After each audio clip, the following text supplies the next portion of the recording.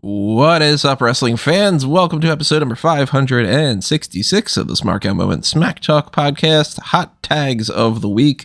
We're going to break down all the things that happen in the world of pro wrestling that we feel like talking about from the past few days since the last time that you heard from us. Who are we? If you don't know who we are, well, I am Tony Mango. I've got with me Callum Wiggins. Hey there. And Robert DeFelice. Hello. So, hot tags. Got a lot of them to talk about for this week. Unfortunately, some sad ones, as well as some drama, some firings, some hirings, a heart issue, and some predictions. And we'll do some TV talk as well. And as we go along here, we want to know what you have to say about these topics. So by all means, shout it out in whatever capacity you can, whether it is, a tweet, or if it's something like you are on the page on smarkmo.com or Facebook or something. The best way to do it is to go over to the YouTube channel. If you're not already listening to it there, leave a comment there. And while you are over on the YouTube page, hit the like button for this video because that'll help us out a lot. And it'll also let us know that you enjoyed this podcast. And if you're not subscribed to the channel, do that. That's a little subscribe button. It's pretty easy. YouTube's been around for like 20 years, so I think you know that by now. Ring that little notification bell as well to get those email alerts for things like when we go live tomorrow for the Extreme Rules post show, where we break down the pay-per-view and talk about everything that happened immediately after the show. But usually we have at least like a 5-minute or so window where we're trying to settle on some things and just double check that the audio levels are fine and all. So when you get those email alerts set up, then you know for sure that, hey, look at that, we're live. And that's a great means of being able to join us for that and, take advantage of the super chats and everything like that. And just to get it out of the way right now, why not? If you want to help us out on the monetary side of things for other things beyond like the super chats, check out the other things you can click next to the subscribe button. There's the join button, and that is the same thing as the Patreon, patreon.com/smarkoutmoment, where you have access to a bunch of different tiers, including the $1 a month tier, which is just a great way for you to toss a little spare change our way and let us know that you want to help keep the lights on here. It's the same as that little thanks button. That's just like, toss a little bit. But there are also Redbubble and TeePublic designs and merchandise options if you want to pick up some kind of t-shirts, or you want like a sticker for your laptop or your phone case or whatever it might be. That is something that you can get for Smark Out Moment and for a Mango Tees and for Fanboys Anonymous. And we'll talk more about those things later on, but that's not wrestling related, so we will skip that until the plugs later on because we got hot tags to talk about. And I think we should start off with the most unfortunate one of these, and just one of the awful types of hot tags that I hate seeing pop up. Sara Lee, who had won the 2015 season of Tough Enough alongside people like Mandy Rose was on it, and was it ZZ was the guy's name, I think, who ended up winning on the men's side, or did he not win? He won, right? No, Josh won. Oh, Josh won, yeah, the Eddie guy. And then, most of the people on Tough Enough, we don't end up seeing them as much. It ends up being like Mandy Rose, of course, ended up doing more in WWE than anybody, including even Patrick Clark for that season. But unfortunately, Sara Lee, who was not long in WWE, she ended up leaving pretty soon after that. Just didn't work out. She passed away at age 30 a few days ago. I haven't seen really a whole lot of details for it. She had said something about having a sinus infection. Then she posted that she was back into the gym. And then something happened. I don't know what, but obviously that is terrible, terrible news. And nobody wants to hear that, anytime, especially when somebody's young. She was married to Wesley Blake, for anybody who remembers the team of Blake and Murphy from NXT and the Forgotten Sons. They have a few kids together, and of course, outpouring of support from people on the GoFundMe page, helping out with some of the bills and everything that are going to go along with this horrible situation. Just terrible news. It's bad enough to hear when you got hot tags of like, some kind of a negative where it's like, somebody's got like a different health problem, like an injury or an arrest or something. But when somebody passes away, it's significantly worse, especially if they're on the younger side like this. So obviously our condolences go out to friends and family and fans for Sara Lee. typical, when we do this, there's not too much for us to really talk about because it's not like that's like a discussion point, but we like to say something along the lines of, the positives when it comes to this. And I was watching Tough Enough during that season. Were you guys watching? Yeah, I had watched a good chunk of that season of Tough Enough. I think that was one of the more unique seasons where they tried to play it off like a contest show. They had, I believe it was Jericho was the host. And like they had Paige as a judge, and I think Hogan was involved. It was a fun season. Sarah didn't end up doing much in WWE, but she did meet her husband, and they started a family together. This is one of the most heartbreaking things I've heard in a long time, especially because she's only a year older than me.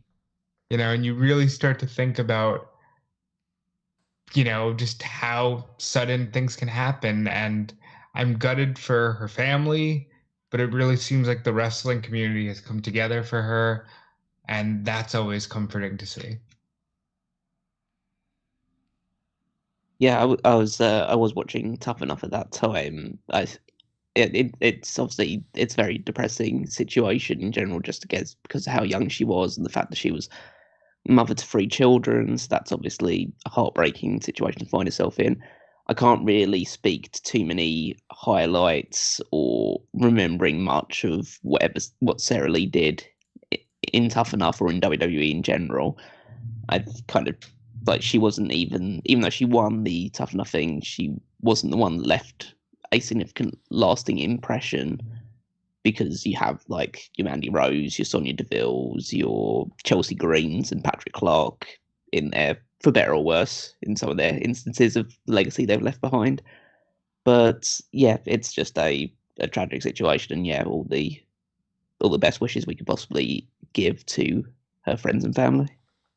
I remember I was supporting Sara Lee and Patrick Clark more than anybody during that season, and hoping that, that they would win. Of course, Patrick Clark didn't, and then we got everything that ended up happening with Velveteen Dream and all.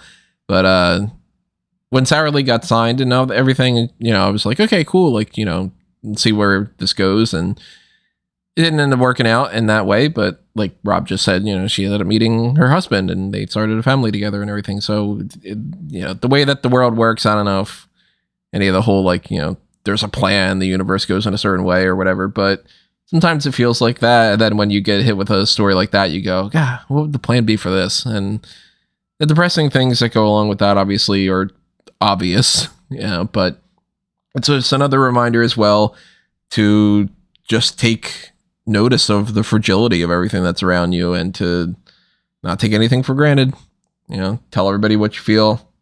Make sure that you live every day like it's your last, and all the tropes that everybody forgets after a certain amount of time, but you have your reminders here once in a while. So that's a really, really unfortunate story to add to the hot tags, but we're going to try to get into some more positive ones going forward. Before we do that, could I talk about one more depressing one? Not that I take any pleasure in that, honestly. But, we got another. It's one that happened just after the hot tags last week, which we didn't actually talk about, which was the death of Antonio Inoki. Oh God, yeah, we didn't even talk about that because wow, that too, man. That was like mid SmackDown or something, I think. That was mid SmackDown. Yeah. Go on. just wanted to add to that, because even though like the Sara Lee one, it's definitely a tragedy and definitely worthy of talking about first, because it is definitely more fresh in people's minds.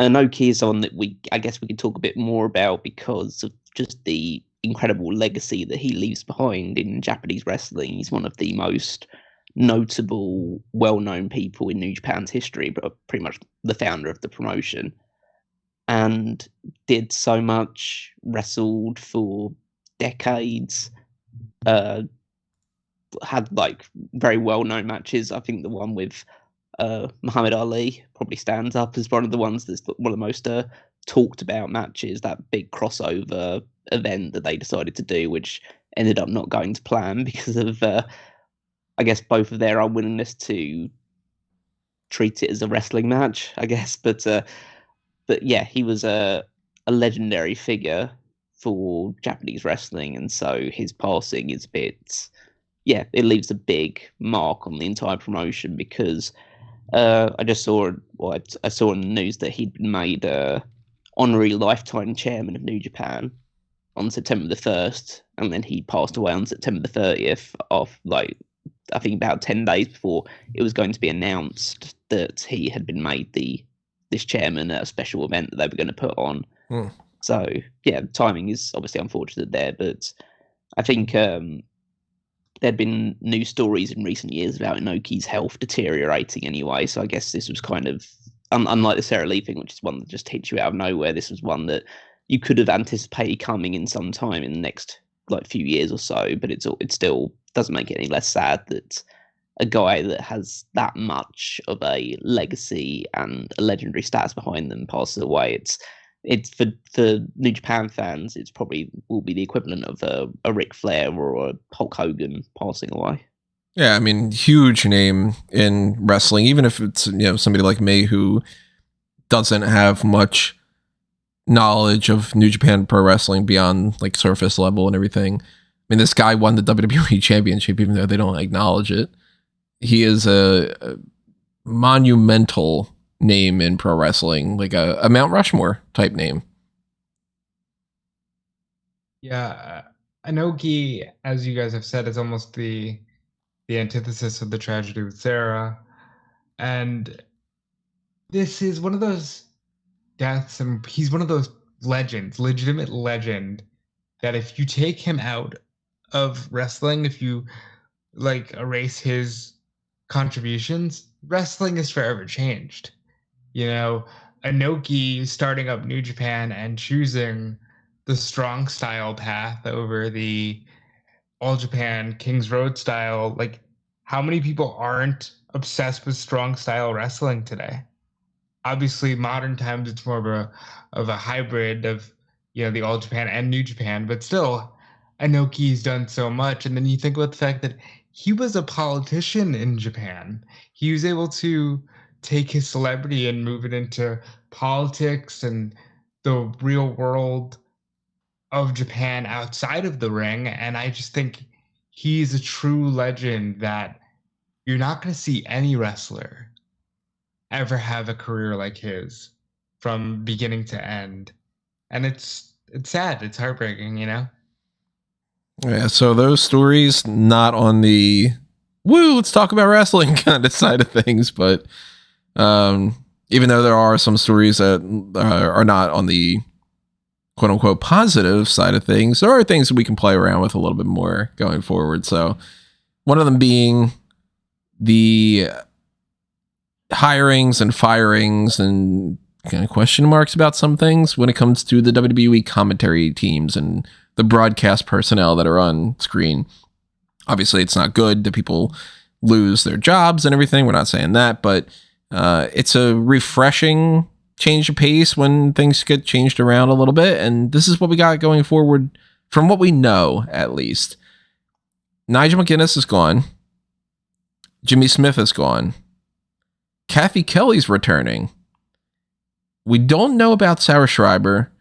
There hasn't been any clarification about Jackie Redmond or Scott Stanford or Matt Kemp and Ryan Popola and the different people that are involved in some other things. But the commentary and ring announcing and backstage interview teams going forward are going to be, let me get the full breakdown of what we got going on here. We've got on Monday Night Raw, there is Corey Graves and Kevin Patrick doing commentary. And Kevin Patrick had done backstage interview stuff. He was doing Raw talk and everything. They put him on commentary one or two times to fill in here and there. And I honestly wasn't the absolute biggest fan, but I mean, a lot of the people are kind of cookie cutter in that kind of way.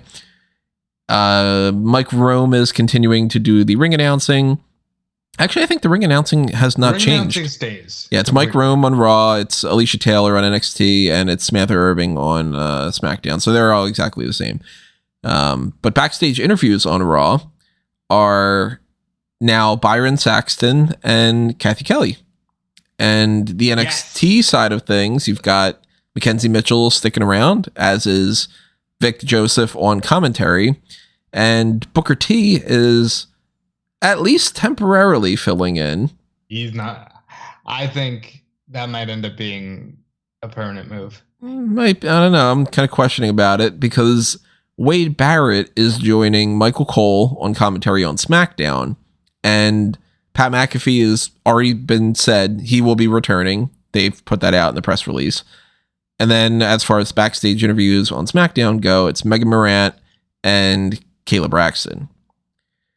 So there's quite a bit to unpack for this to go back and, whatever, but that's the announcement of everything. Bit by bit, Nigel McGuinness is gone. How do you guys feel about that? He's a former Ring of Honor World Champion. For the love of God, please, pretty please, let him do one match with Jericho and then let that lead to a small comeback. Please, pretty please. That's how I feel about it. Is he healthy enough to do that? I don't see why not. I would be happy for him to get back in the ring, but only if he is healthy to do so. I think even so, him being a guy that is very closely affiliated with Ring of Honor, both as a wrestler and as a commentator, I would assume you're joining the promotion that runs Ring of Honor would probably be a good step in the right direction. I mean, of course, he could always just be disappearing now and then come back for the NXT Europe thing, which is absolutely definitely going to happen. I'm doing that with quotation marks in my hands, obviously. Yeah, we can't see them. But yeah, I was hoping they would come through on the microphone almost. But yeah, so it's disappointing because I think he's a very good commentator and he's a good personality to have on board. But then again, if you don't have an NXT UK, then there's kind of not a role for him, especially if you've already got another British heel guy who's going to be doing commentary on another show. So I guess they've decided to part ways. I could definitely see him joining AEW. I think that we're probably going to get something along the lines of at least him popping up for like commentary on Ring of Honor or whatever. I'm sure within the next, assuming there's no non-compete, I'm sure within the next month, we will see, hey, Tony's son, Nigel McGuinness. More Ring of Honor news because he was also, before leaving WWE, he was the on-screen commissioner for Ring of Honor. This is something either company, honestly, could definitely use a non-heel, non-babyface, just neutral on-screen commissioner. And I can see him doing that as well. But I'm, praying for a miracle and hoping he wrestles. Jimmy Smith confirmed to be released. He told a story about how Triple H basically kind of let him know that he had been fired the day beforehand by, if I'm remembering correctly how this went down, he had figured out some kind of a statistic and had brought it up. And then he was like, give that to Cole because he's going to be calling the match on Saturday. It's got to be awkward. Well, because it didn't necessarily have to mean that he was fired, even though clearly that's the direction they've taken. Because one thing I like about this new setup, only Cole and Graves are going to call the pay-per-views from now on. Kind of strange, right? I'm good with that, though. I'm not opposed to it, but yeah, I mean, I'm sure that they're going to be like, filling in people here and there. But if their idea is to just have those two, I mean, it's one guy from Raw, one guy from SmackDown, so that makes sense. It's a color commentating guy and a play-by-play guy. And, they've got chemistry together and everything. Like, on paper, it makes sense, but it is kind of interesting that they wouldn't just go, okay, well then, you call the SmackDown matches and you call the Raw matches and going forward, kind of keep that. Because I'm sure when Pat McAfee comes back, that's going to change. But, I mean, we're talking months from now, probably. I don't know, because they seem to because if you only do McAfee on SmackDown, that gives him less travel, It could be arguably that they're trying to lessen the chaotic, okay, now we're moving over this guy and this guy. Because if you look, there's no more 3-man team on any show. Right. It's all 2-man team, babyface, heel, assumingly. One of the things I think maybe says Vince McMahon is no longer in charge more than anything, you have someone with a very clear accent as your lead play-by-play man on Monday Night Raw. Small detail, but that was one of those things that as soon as I saw that, I was like, well, that's not Vince anymore. You know what else is interesting about the Jimmy Smith situation? He's been offered a job by Cam Soda. If anybody doesn't know what that is, that is essentially a Triple X camera website. Is that like the same site that offered Jim Ross? Didn't they offer Jim Ross a spot once to do play-by-play over porn? They might have, but they sent out some kind of thing offering him like $500,000 to be like a commentator for that, which I think is, if I were him, I'd be like, I don't know, maybe I would take the job. Like, what are you going to commentate on that? Like, he really got in there.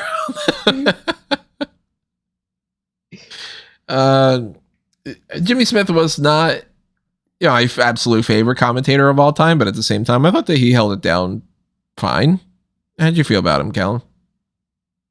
Well, as I've professed multiple times, I do not listen to commentary on the WWE put out because it's just bland, innocuous, the same thing over and over again. And Jimmy Smith is the epitome of that, really. He's going to go down in history. Well, I say he's going to go down in history. He's probably going to be completely forgotten from history because he didn't have the temerity to either be incredibly good at his job or incredibly bad at his job. He was completely competent and just fine, and that means that people won't remember him. Yeah, it's more on the bland side. Yeah, because we all remember like Adnan Virk and Mike Adamle and people like that who were just terrible in the role. And then you remember like your Jim Rosses and Jerry Lawlers and Bobby Heenan's, people that were great at it. He was just, just who he was. He was just filling the role that needed to be there. And he did it totally fine, but never was a standout. Yeah. So he was in the company from, I think, May of last year or so. Right. And, over a year, I guess that they had like a short-term contract with him, or maybe they released him ahead of the contract. I don't know. I mean, we don't really know how these contracts work. You can't even check Wikipedia for this information because they haven't updated this in the longest time. Like, they've got people on here that are definitely not in the company anymore. Like, I'm pretty sure Yumeda Sanchez might not be. I know Dan Vollmeyer's not. So, I mean, there's plenty of people on this list that I'm not too sure. But like, let's real quick, just because only you would do this. You're like, what are they doing with Matt Camp and Jackie Redmond? And it's like, no one's fucking thinking about Raw Talk, Tony. Thank you. But no one's thinking about this. I am, because I'm like, I really like Matt Camp. Matt Camp is going to be fine. He does the bump. He's not going anywhere. And, the Ultimate Show and everything. And I'm assuming nobody who does the digital stuff is going anywhere. Probably not. Yeah, I mean, they'll probably continue to have Sam Roberts and Pete Rosenberg and everybody. And I still don't know if I'm pronouncing her name correctly, but Katsali, I think. I don't know, for WWE Ahura and so on and so forth. But but the fact that they didn't say anything like that was just like, I wonder what they classify like. They said the ring announcers, they said the commentary teams, and they said the backstage interview. Because they're only worried about the main 3 shows. But I mean, you got Raw Talk and whatnot, and you've got somebody like a Scott Stanford who pops up in like the most random spots here and there. And yeah, I wouldn't expect them to really specify Sudo Shah for NXT Level Up or oh god, what's her name? Quinn. What's Quinn's fake WWE name? Quinn McKay, whose name has completely escaped me. Yeah, I can't. I'm blanking on what her name is in the Level Up thing, but she filled in for Mackenzie and Mackenzie. She did great. Yeah. So and Sudo Shah was fine. Like he's bland, inoffensive. The same kind of bland thing that we were talking about when it comes to Jimmy Smith. Like he was just a voice saying exposition, and I tuned him out pretty soon. You know what's not going to be bland, but might be a little offensive? Booker T on NXT commentary. I am so excited for just the inane nonsense that could come out of Booker T's mouth while calling NXT. I think that it's just a temporary thing. I think that we're going to get Wade back with Vic, and that they just needed to kind of freshen things up a little bit. But then if that is the case, which it might not be, if it's the case, I'm kind of curious why they didn't just have Booker T fill in and keep Wade in NXT. Because they probably want to try Wade out on the main roster. A more main roster role. Wade Barrett's fantastic. Love Wade on commentary, yeah. But honestly, Booker T is the man that gave us Look at the Eyes of Sin Cara. I just can't wait for the randomness that we're going to get from Booker T. If you're going to put Booker T in a spot where you want him to say the completely random weird shit, NXT is definitely the thing for it, because the characters are wackier and he's not going to be as familiar with those people as he is for the main roster folks. So if like Channing Lorenzo comes out and he's just like, oh man, Stacks is my boy, and like it just kind of goes off Shucky Ducky Stacks or something, then I'm curious about that. But I'm also interested in Wade Barrett being the bump up on that, because Wade's great. And the happiest news of all here, Cathy Kelley's back. Big fan of Cathy Kelley. She was fantastic on NXT, and I'm just glad to see her back. I do feel a little bad for Byron being moved into like, okay, we're going to have you do interviews. But I think if you notice in the press release, they said on-screen interviews. I think that podium setup, that Mean Gene style setup that you had seen on Raw every now and again, I think that's going to come back on a permanent basis. And I think that's where they're going with that. Thoughts on Byron? Thoughts on Cathy? Callum? Yeah, Callum has no thoughts on this. Thoughts on Wade? Wade's good. So it would be good to see him on SmackDown. I haven't really... I think he's good. He's definitely good in his role. I haven't been blown away by him on NXT in particular. Booker T on NXT is going to be a huge distraction, which is always the case. And to be fair, in certain instances where it's like Last Legend is wrestling, that's a good thing. But I feel like it's going to take away from a lot of... Like, he has historically on commentary sought to get himself over rather than the people that he's commentating on, which is an issue. So I'll wait and see. I mean, he will get himself over, because that's why people like, well, you two, when you brought it up, so like you were excited about it. It's just like, yeah, because he only cares about entertaining people his own way. He doesn't actually care about calling the match or trying to make the other wrestlers look good, which is what his job should be. Cathy Kelley, great in her role, and good to see someone come back. Again, it's just a case of Triple H undoing all of the things that were taken away from him in the past. Like, she was his key interview woman in NXT, so as soon as he gets the reins, she's going to come back. So, and I don't feel bad for Byron. Byron's still got a job. That's kind of, I assume he's still getting paid the same amount. He's just not going to be on commentary as often. And he's not bad on commentary, but again, he's just a guy. So maybe being an interviewer will allow him to demonstrate some more personality. And he might be like the commentator on Main Event or something, because Main Event seems like it's sticking around. So who knows about that?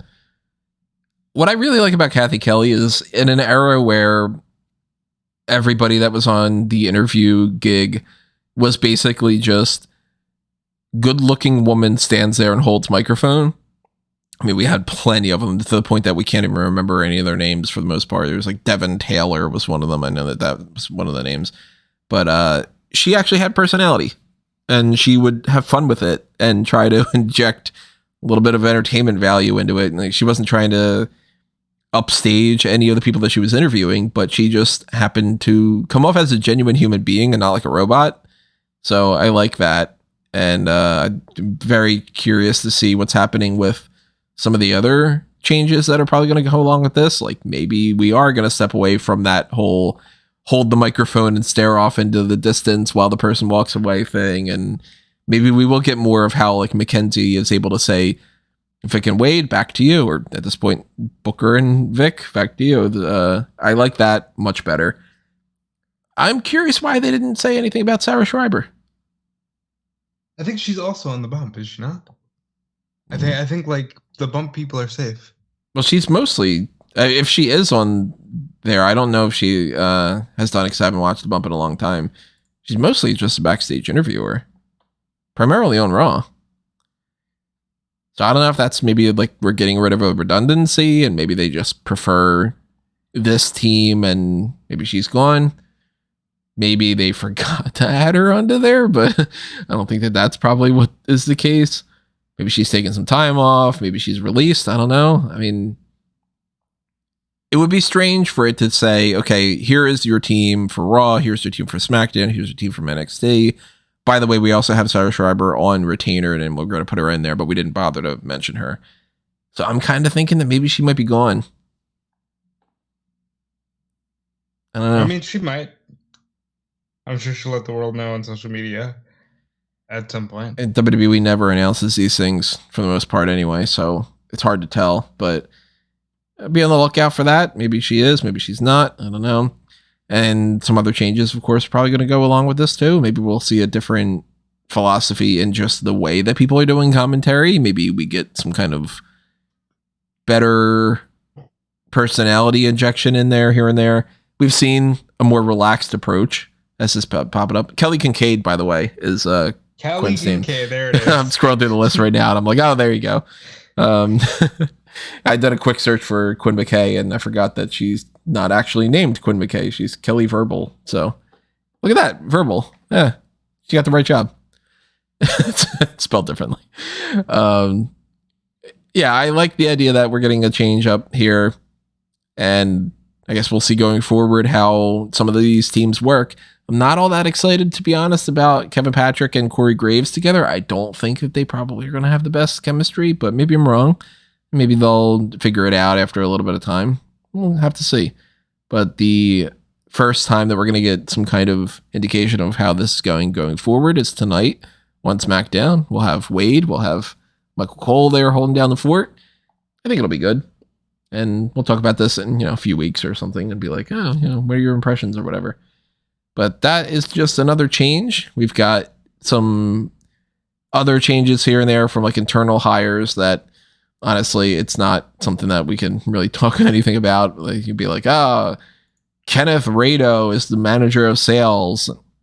Kevin Tully is content creation editor. We don't know any of these people or what these jobs are. So Triple H adding more. You can guess from the term content creation editor that he will be editing probably the digital content, like the YouTube stuff. Could be, but we don't know if that necessarily means that he has pull on this thing or whatever, and who he is, and if he's going to bring some great ideas.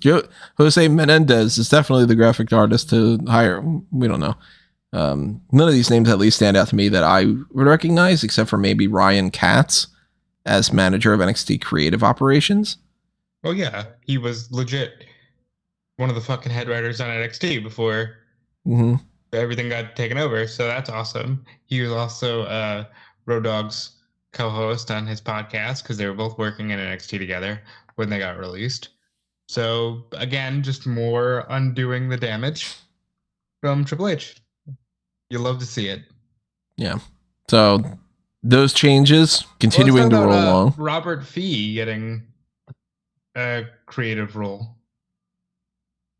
Did you not see that? That's the he's like a horror movie writer or something, I think, right? I believe he's also done some work with Marvel as well. Let me pull up the report from Sean Ross Sapp, but the significance here is that he had pitched a Fiend movie.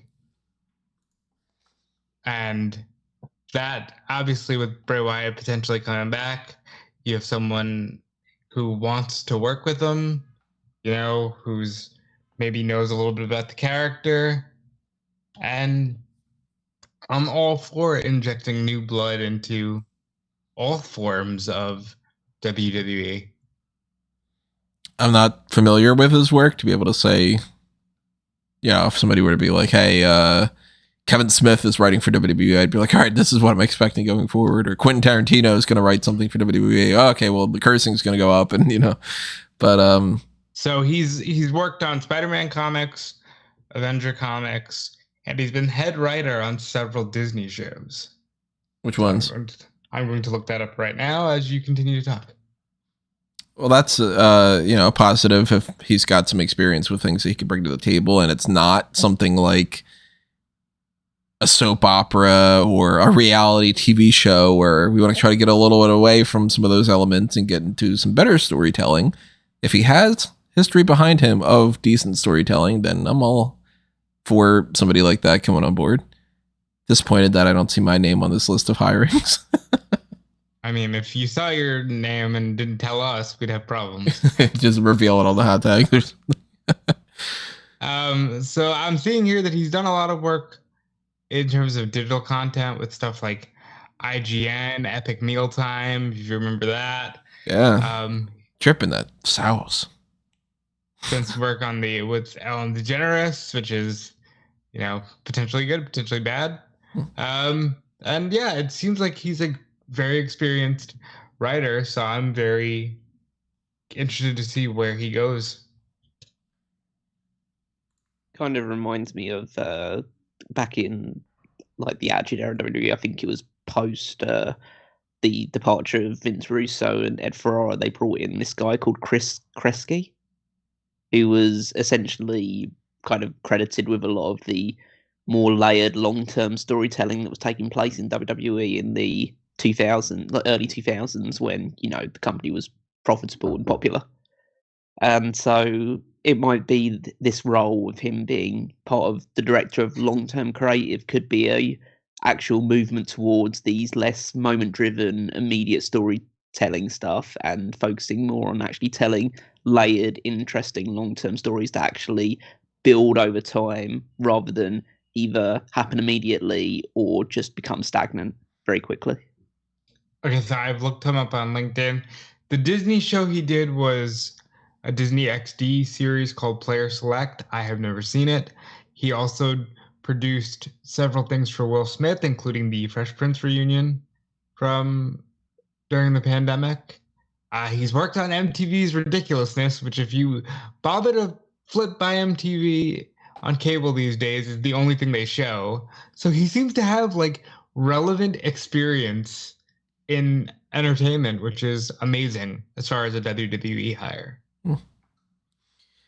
Another hiring that we have is that Oney Lorcan is a Performance Center coach. You think he coached Roman Reigns on how to throw up the one? Be great if that's what he's brought on. He's just like, this is how you do it. Good for Oney. I like Oney Lorcan. He's awesome. This is good. This is nothing but good news. This is a story I saw coming from a mile away. Pretty sure I've even said it on a podcast of like, all right, well, down the line, Biff Busick is going to do some indie shows and whatever, but if he doesn't get snatched up by AEW, he's just going to be a Performance Center coach. Like, I still think that Timothy Thatcher is heading in that direction as well. Probably Bobby Fish, maybe, I don't know. But Lorcan is a guy that fits that mold that they've had with plenty of other people in the past where it's like, look, this sounds kind of harsh, but it's the reality.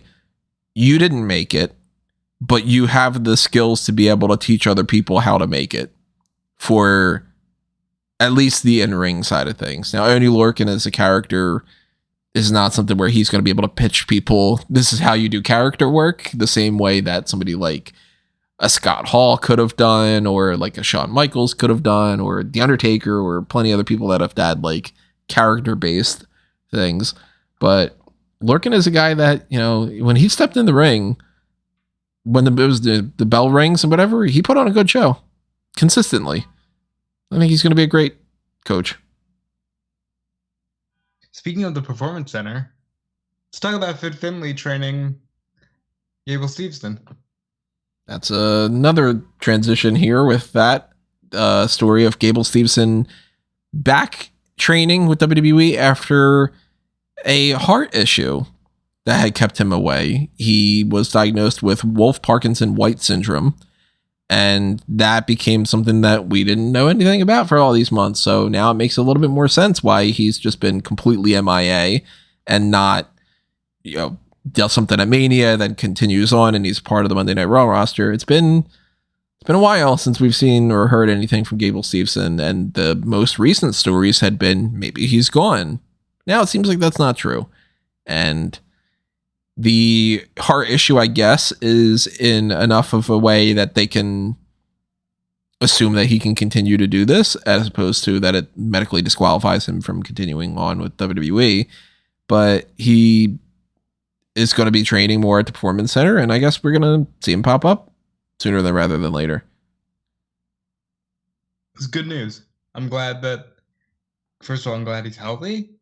I'm glad that they have addressed the problem, which he apparently found out before he was set to travel to the Olympics. So they've known about this for a while. And I'm glad that things are getting back on the right foot. Any thoughts, Callum? Not really. I'm glad he's healthy, but like I haven't seen anything from him that makes me suggest that him coming back and training again is going to lead to anything great. Any thoughts on Finlay being the guy to lead the training? Maybe he'll beat the shit out of him. Maybe that's kind of like. I mean, that's just what I assume with Finlay. Like Finlay's a great trainer and coach. I mean, the women that he trained during the quote unquote Divas era speak very highly of him and his willingness to work with them. So I guess that's a guy that you can trust to showing the ropes. But I mean, hopefully he picks it up as quickly as his brother does, because his brother is really, really good. So if he can get to his brother's level, then maybe we've got something. But right now, he's still a completely unknown quantity beyond the stuff that we've seen on TV. And what we have seen on TV demonstrates that he's got very little charisma. Mm-hmm. Listen, if we take the gold medal away for a second, and we don't make it like Olympic gold medalist Gable Steveson, and we just potentially put him in like a Steiner Brothers tag team with his brother, I'd be all right with that. Tag teams that can just throw people around are awesome. I'd be potentially okay with it, but we need to see more than a hip toss. And that's, he did what, like a German suplex, I think, too, or something. But at least, they're back on track a little bit.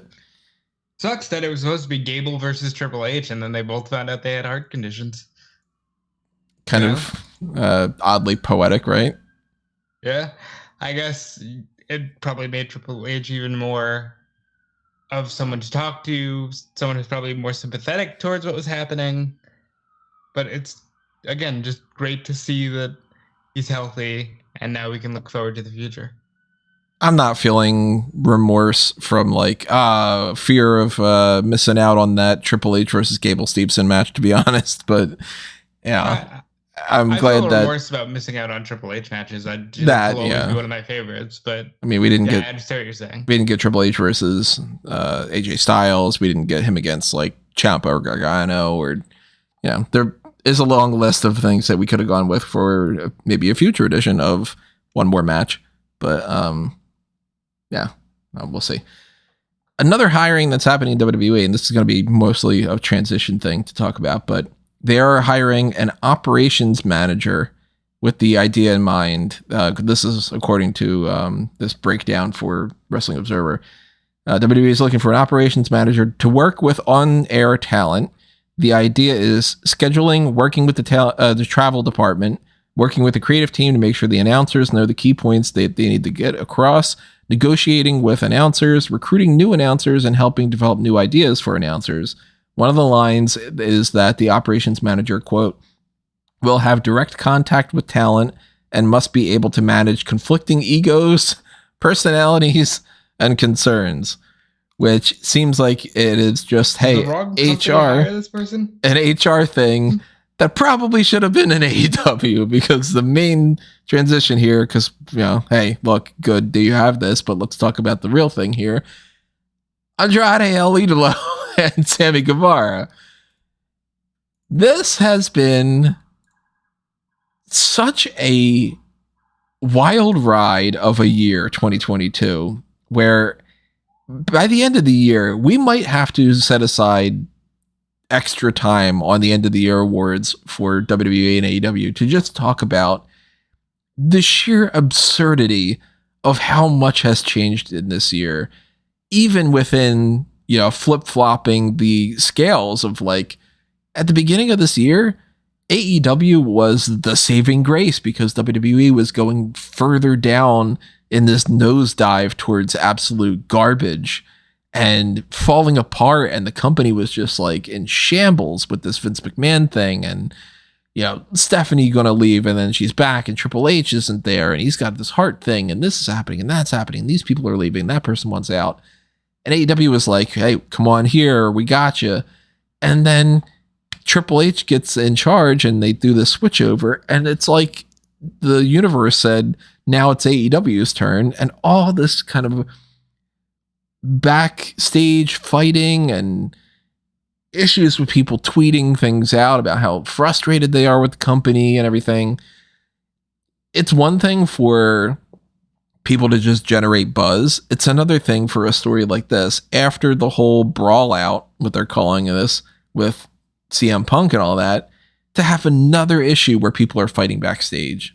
And the reports that I've read, which may or may not be true, take it with a grain of salt, naturally, seem to be they wanted to take the Andrade frustration, turn it into an angle that they can get a little bit of buzz from, and just sort of try to make good out of a bad situation with this random, hey, Preston Vance is going to go up against Andrade, and if he loses, he has to unmask, but if he beats Andrade, Andrade leaves AEW. Then that turned into a thing about Sammy Guevara and the whole, hey, if you want to leave, just fucking leave. And, Ricky Starks is sitting there tweeting out, I wish my coworkers would just shut the fuck up. Which he deserves the belt. I love that he tweeted that out. And Andrade's talking on an interview or a podcast or something, I don't know exactly what it was, about how supposedly he had hit Sammy Guevara too hard and you should just hit me back and whatnot. And Sammy's saying, you didn't say that to my face, and then I'll say it to your face on Wednesday. And it's basically turning into an angle of, you would think that it's Sammy Guevara against Andrade in this match, yet 10 from Dark Order is over there just like, what the hell's happening, guys? And the match gets pulled after we get a whole backstage fight thing where Andrade fights with Sammy Guevara. According to some reports, he had thrown a punch and Sammy Guevara didn't. Maybe that's true, maybe it's not. Maybe there was pushing, maybe somebody spun around or something. It's all the hearsay and speculation and blah, blah, blah that goes along with that. But Sammy didn't get sent home. Andrade did. And even if you're trying to get yourself fired from AEW, this is not the way to go about it, because you look like an asshole. And then other people are going, hey, why is all this drama constantly surrounding Sammy Guevara? It's that situation, and even though this isn't really related in the same kind of way, the whole Pam thing, and you proposed, then ends up with the Ty Mello stuff, and then you get the Eddie Kingston stuff, and you get the Sasha Banks things and everything. Not good. How do you guys want to unpack that? Here's how I'll unpack it. I'll unpack it as I found out. Because Luis, who works for Fightful, says, Andrade did this interview. I'm going to go through it, and I'll let you know what I find. And he tells me, and I read the quote, and it's mid-Raw, so I go, well, that'll run in the morning. Let's see what happens. By that point, Sammy already tweets out, you're a favor hire, bitch.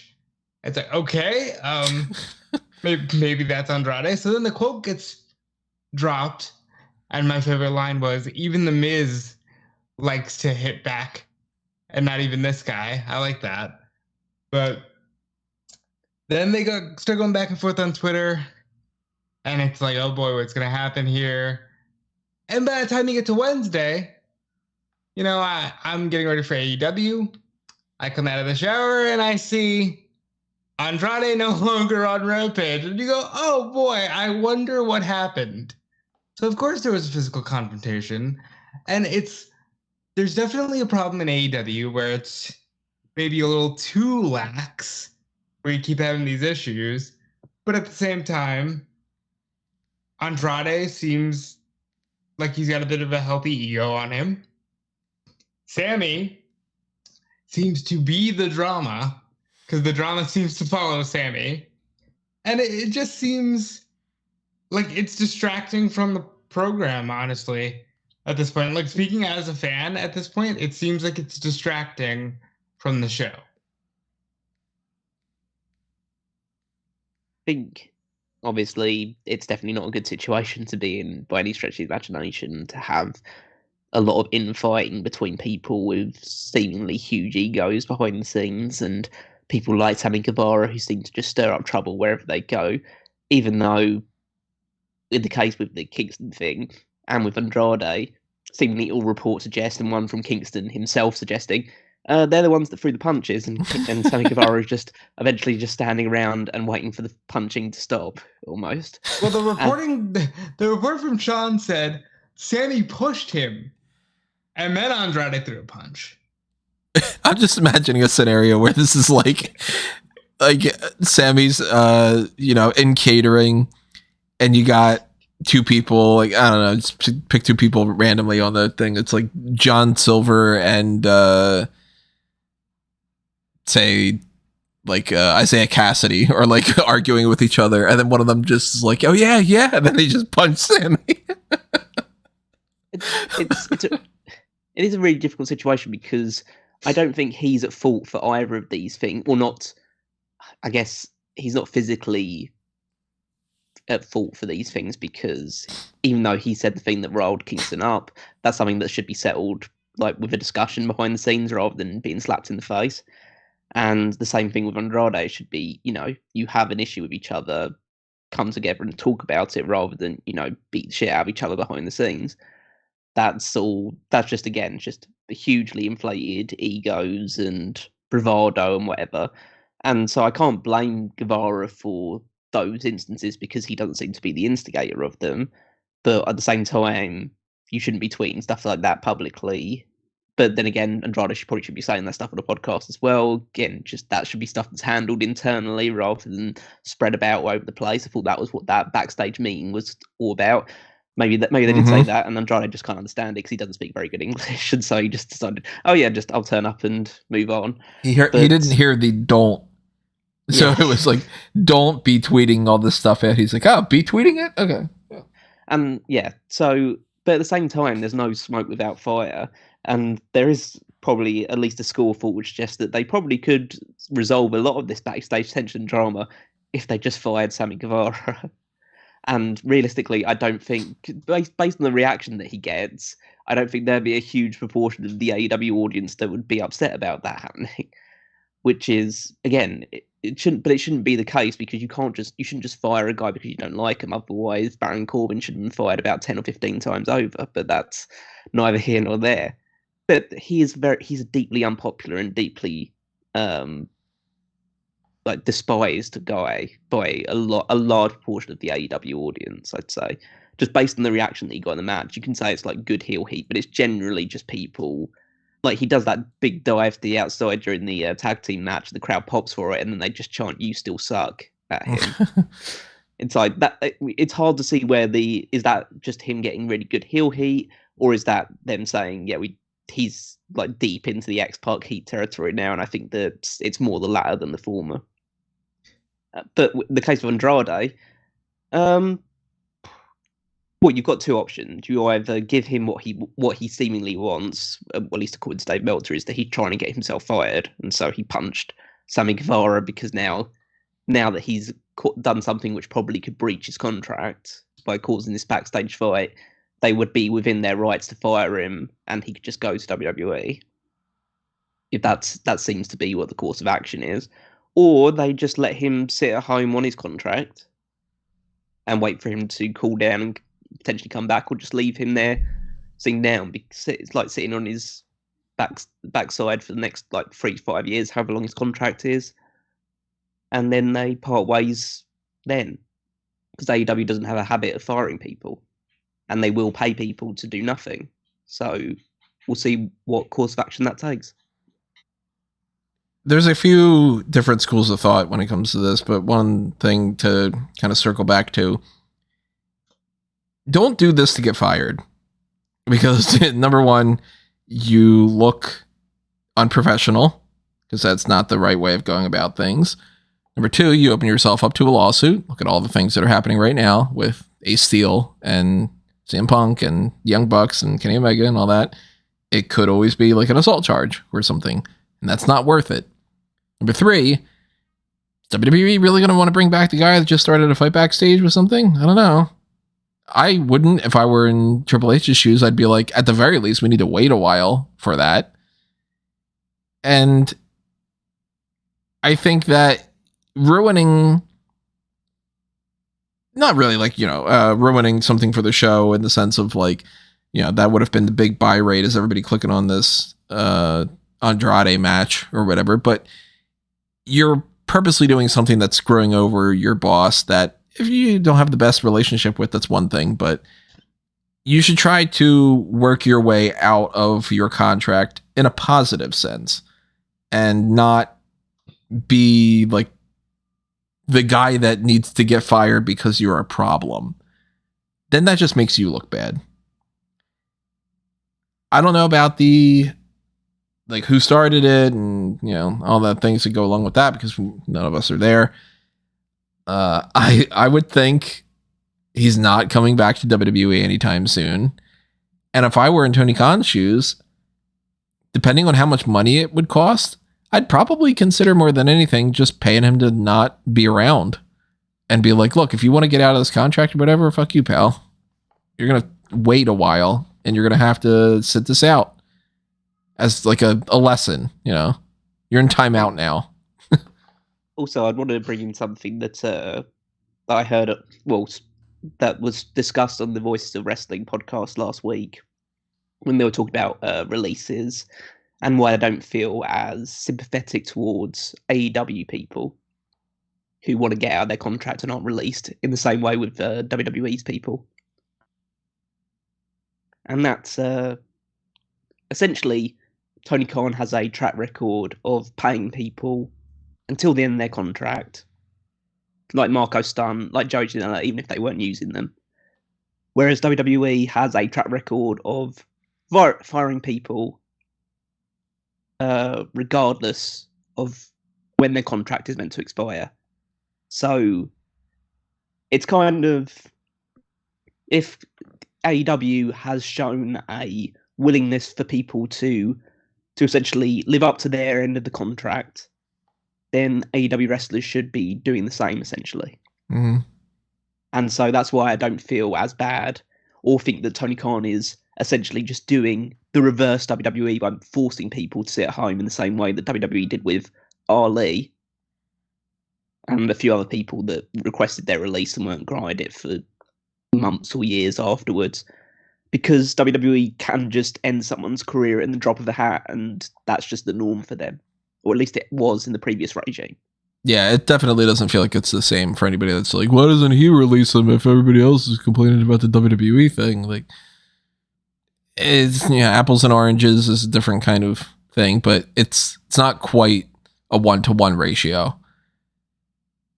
I don't know about this whole thing that Andrade is one of 3 or one of 4 people that wants to be released and go to WWE.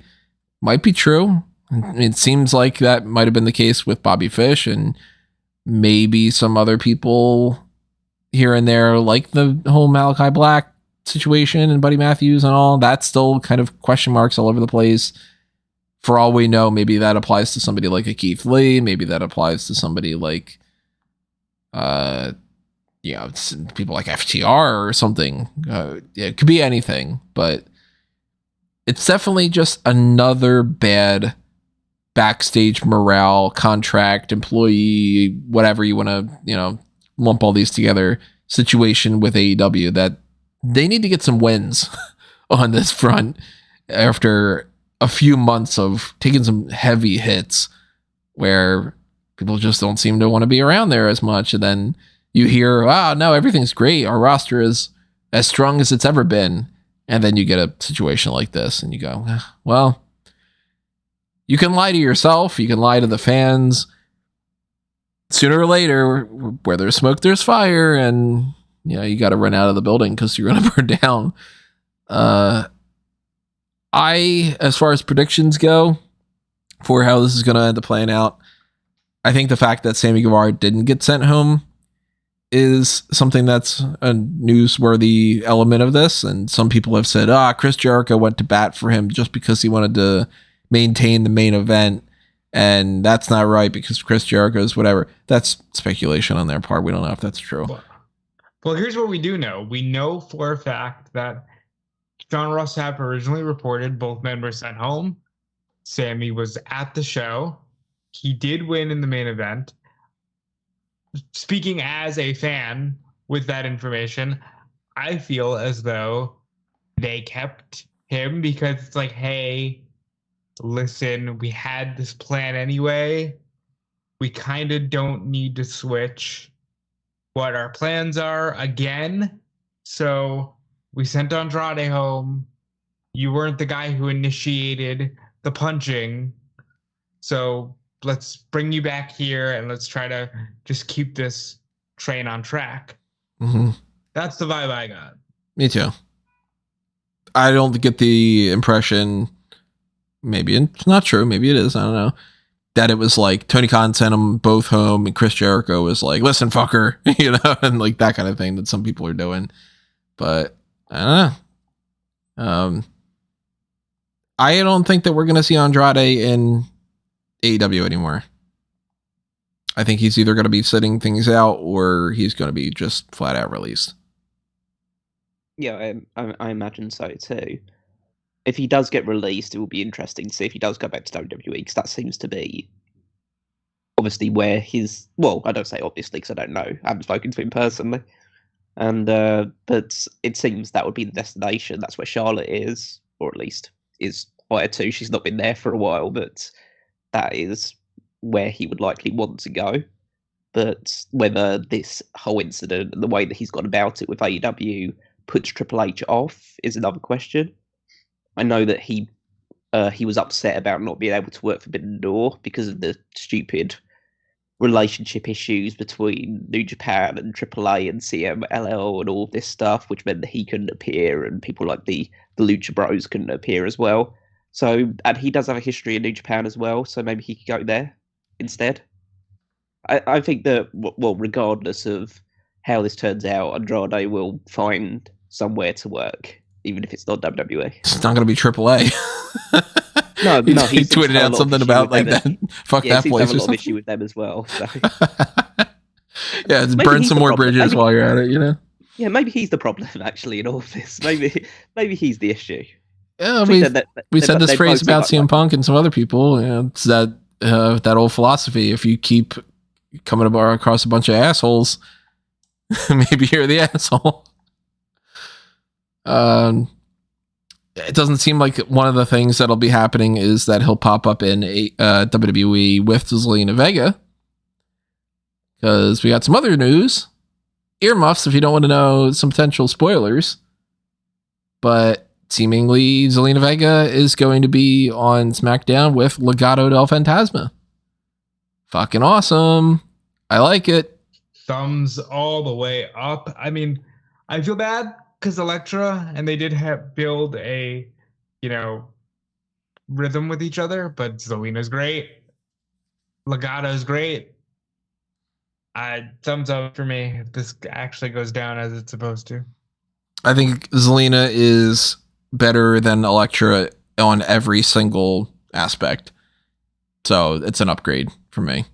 I don't think that they needed to have anybody like that, though. I think that Escobar can hold down the fort on the mic on his own right. You just have Escobar, Joaquin Wilde, and Real Mendoza, or what's his name? Cruz del Toro.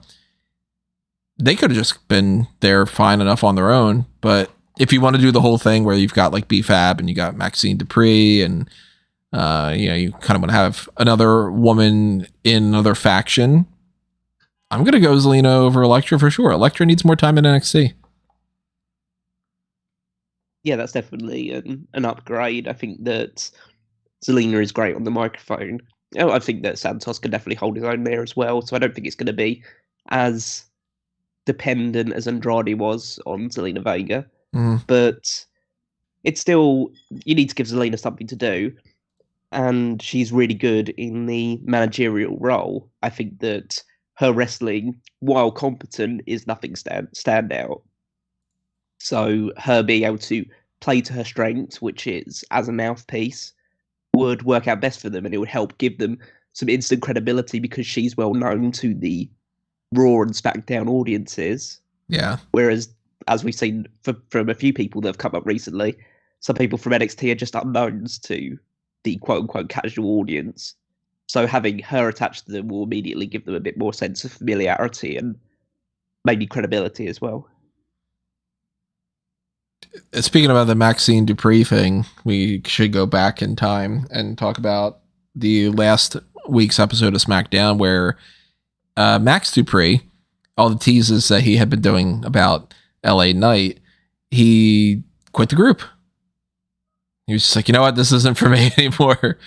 He's pulled a couple kind of things recently, and we've said it before, we've said it, we'll say it a bunch of times more, I'm sure.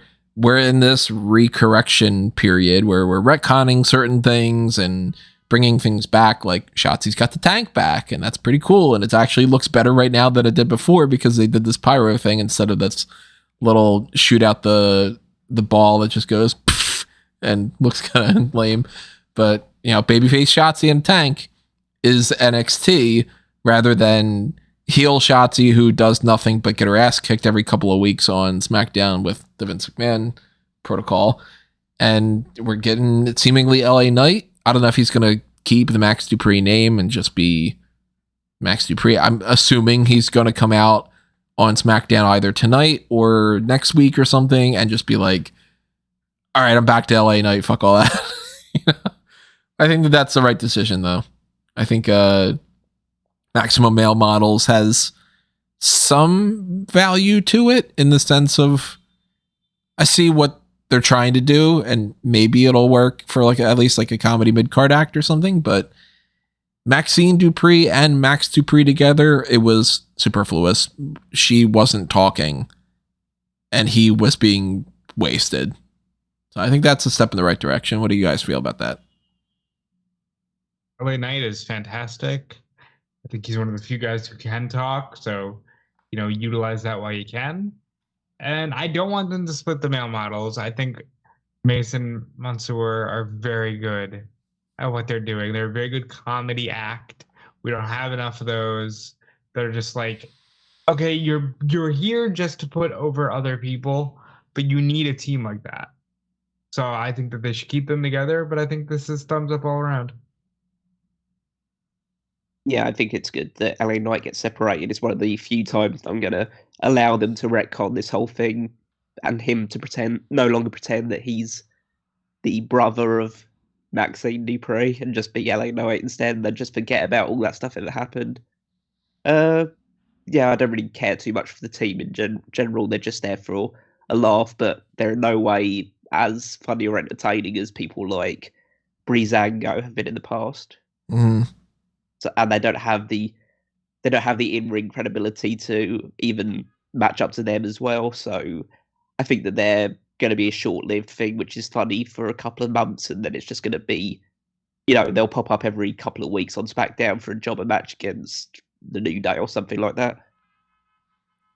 How do you guys feel about the suggestion that has been going around that Tyler Breeze should come back and be the head of that? Because I really like that.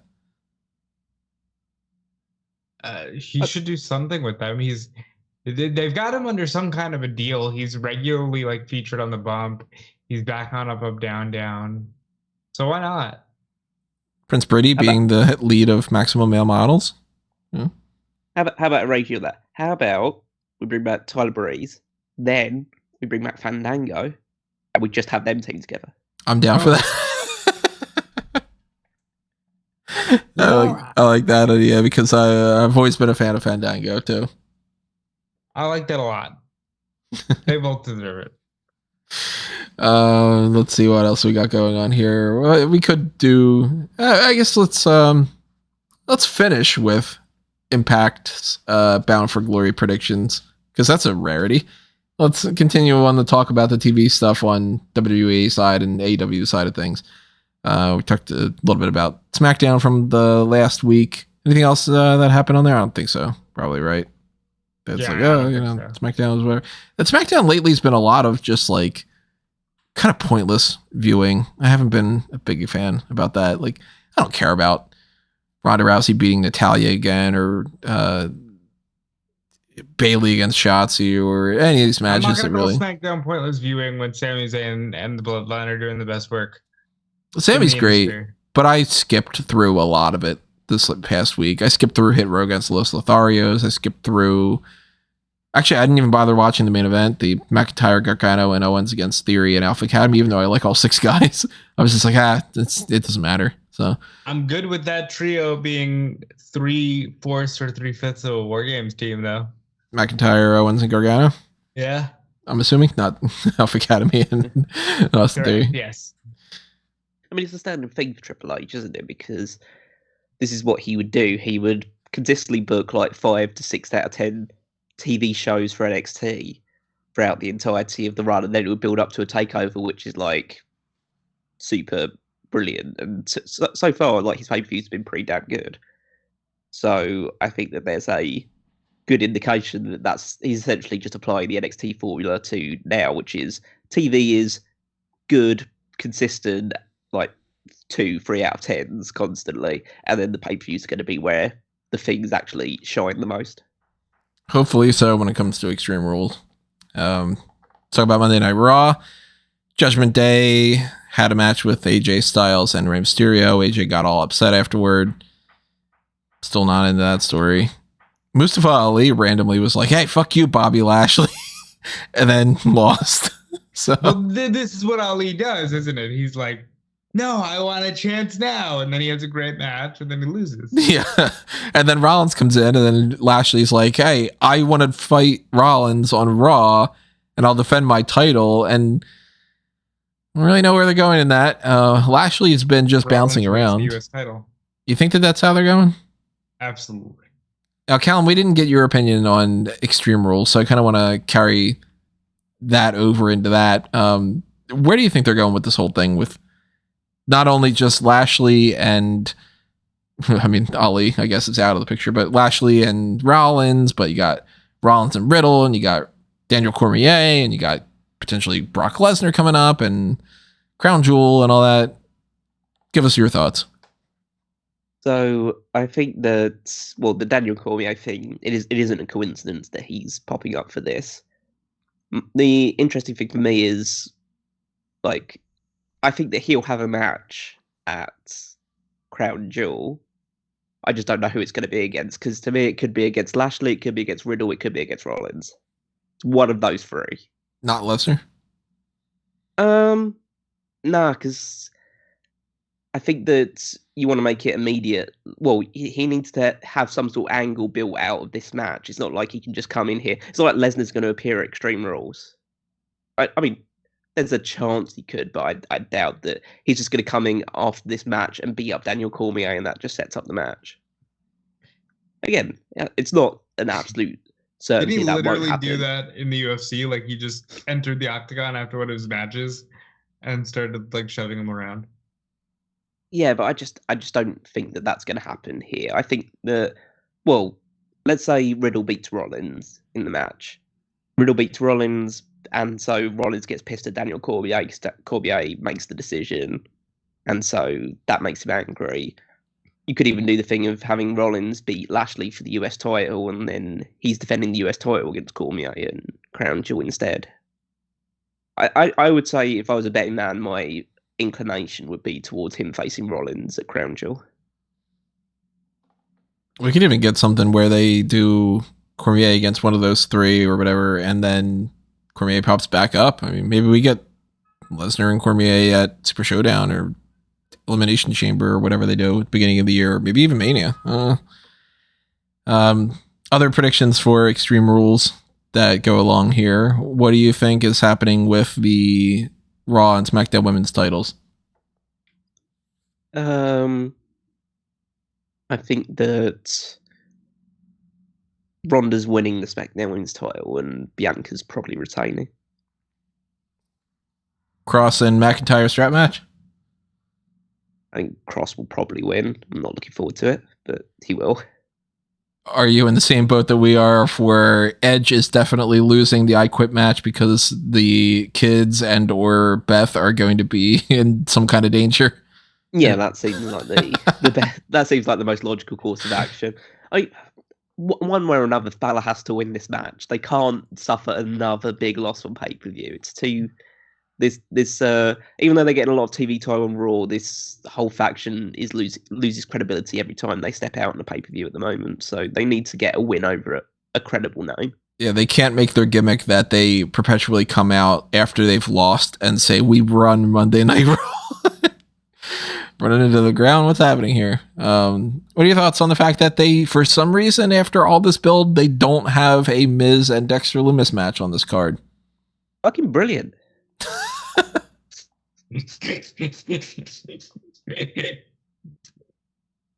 Figured you would be more on the positive. Like, I want this show to be good. So yeah, I want Dexter Lumis versus the Miz on it. A lot of other things that happened on Raw were just sort of, they just happened, Solo Sikoa against Angelo Dawkins and so on. Otis and Gargano, blah, blah, blah. On the NXT side of things, we got Pretty Deadly with a terrible opening promo. That thing was not fucking funny. And Brawling Brutes came out of nowhere to interrupt, and that led to a tag team match that assisted Imperium coming out and setting up that. You going Imperium or you going Brawling Brutes at Extreme Rules? I'd probably go with the Brutes. By the way, SmackDown tonight, Sheamus has that Intercontinental Championship rematch. I am fully expecting that to end in some sort of everybody starts brawling. It's a DQ, no contest, whatever. There's a good chance of that happening. Yeah. Oh, also about that whole tag team thing with Pretty Deadly. Yeah, the opening promo stuff, was a bit super cringeworthy for them. I'm a big fan of Pretty Deadly, but that was too much for me. And then they do the thing that they occasionally like to do, where you have like the champions at the end of the show after their title defense, and then you surround it with other tag teams just looking down at them and thinking, "Oh my god, look how stacked this division is." And it was two fucking teams. It was like it was Idris Enofi and Malik Blade and Gallus, I think. No, Brooks Jensen and Brooks Jensen. Gallus.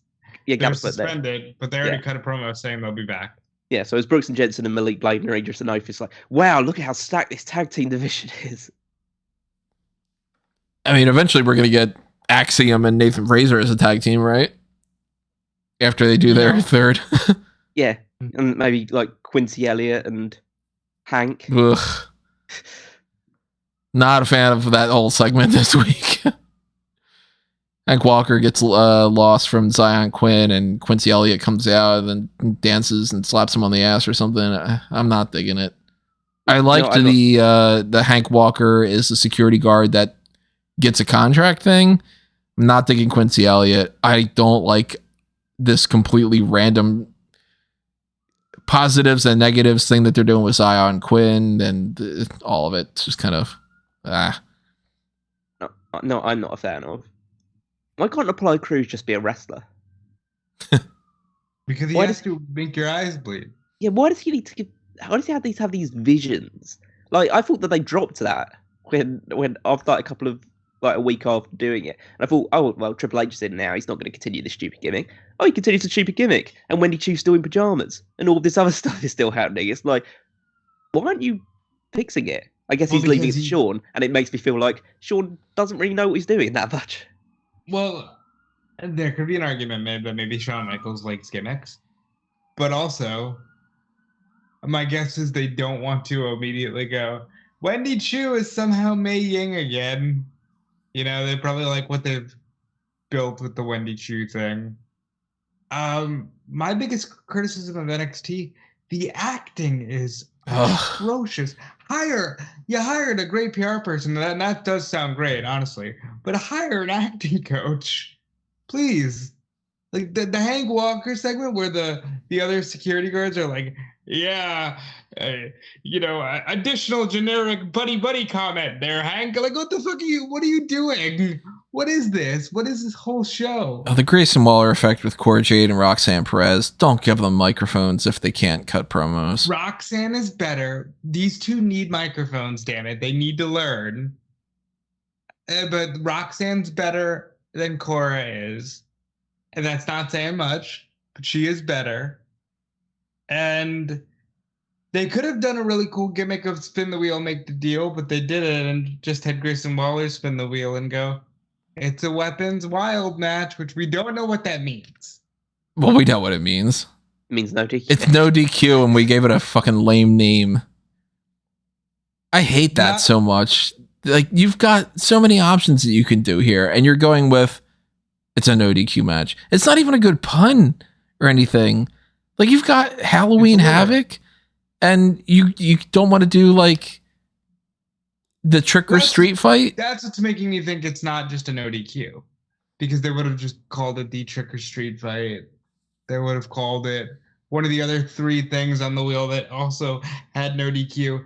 Now, I'm basing this off of a very loose thing here, but I remember during the first Halloween Havoc, when the Weapons Wild match was shown on the wheel, they claimed it was going to be like the Ambrose Asylum, the cage with the weapons.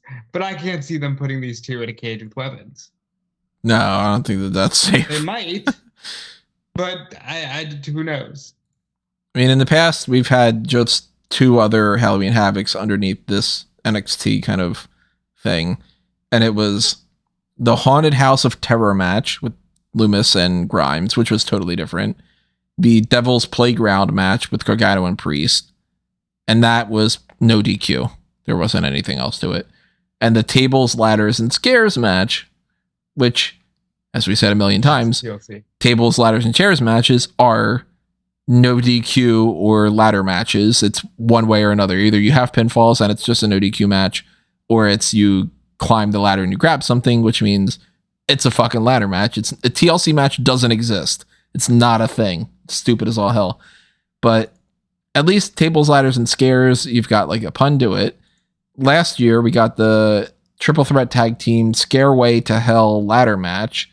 The Chucky's Choice, because they were doing a tie-in with the Chucky TV show, Trick or Street Fight, and the Lumberjack-O-Lantern match, which that is like... That's good. These are all great puns. That's when you have fun with it. And Weapons Wild is just like, what? That's it? Fucking, come on. Well, we'll know in like 2 weeks. And the card right now for Halloween Havoc is odd because they've got 4 matches already. And it's Breaker and McDonough and... I'm never going to call him just dragging off like that. I always got to do that.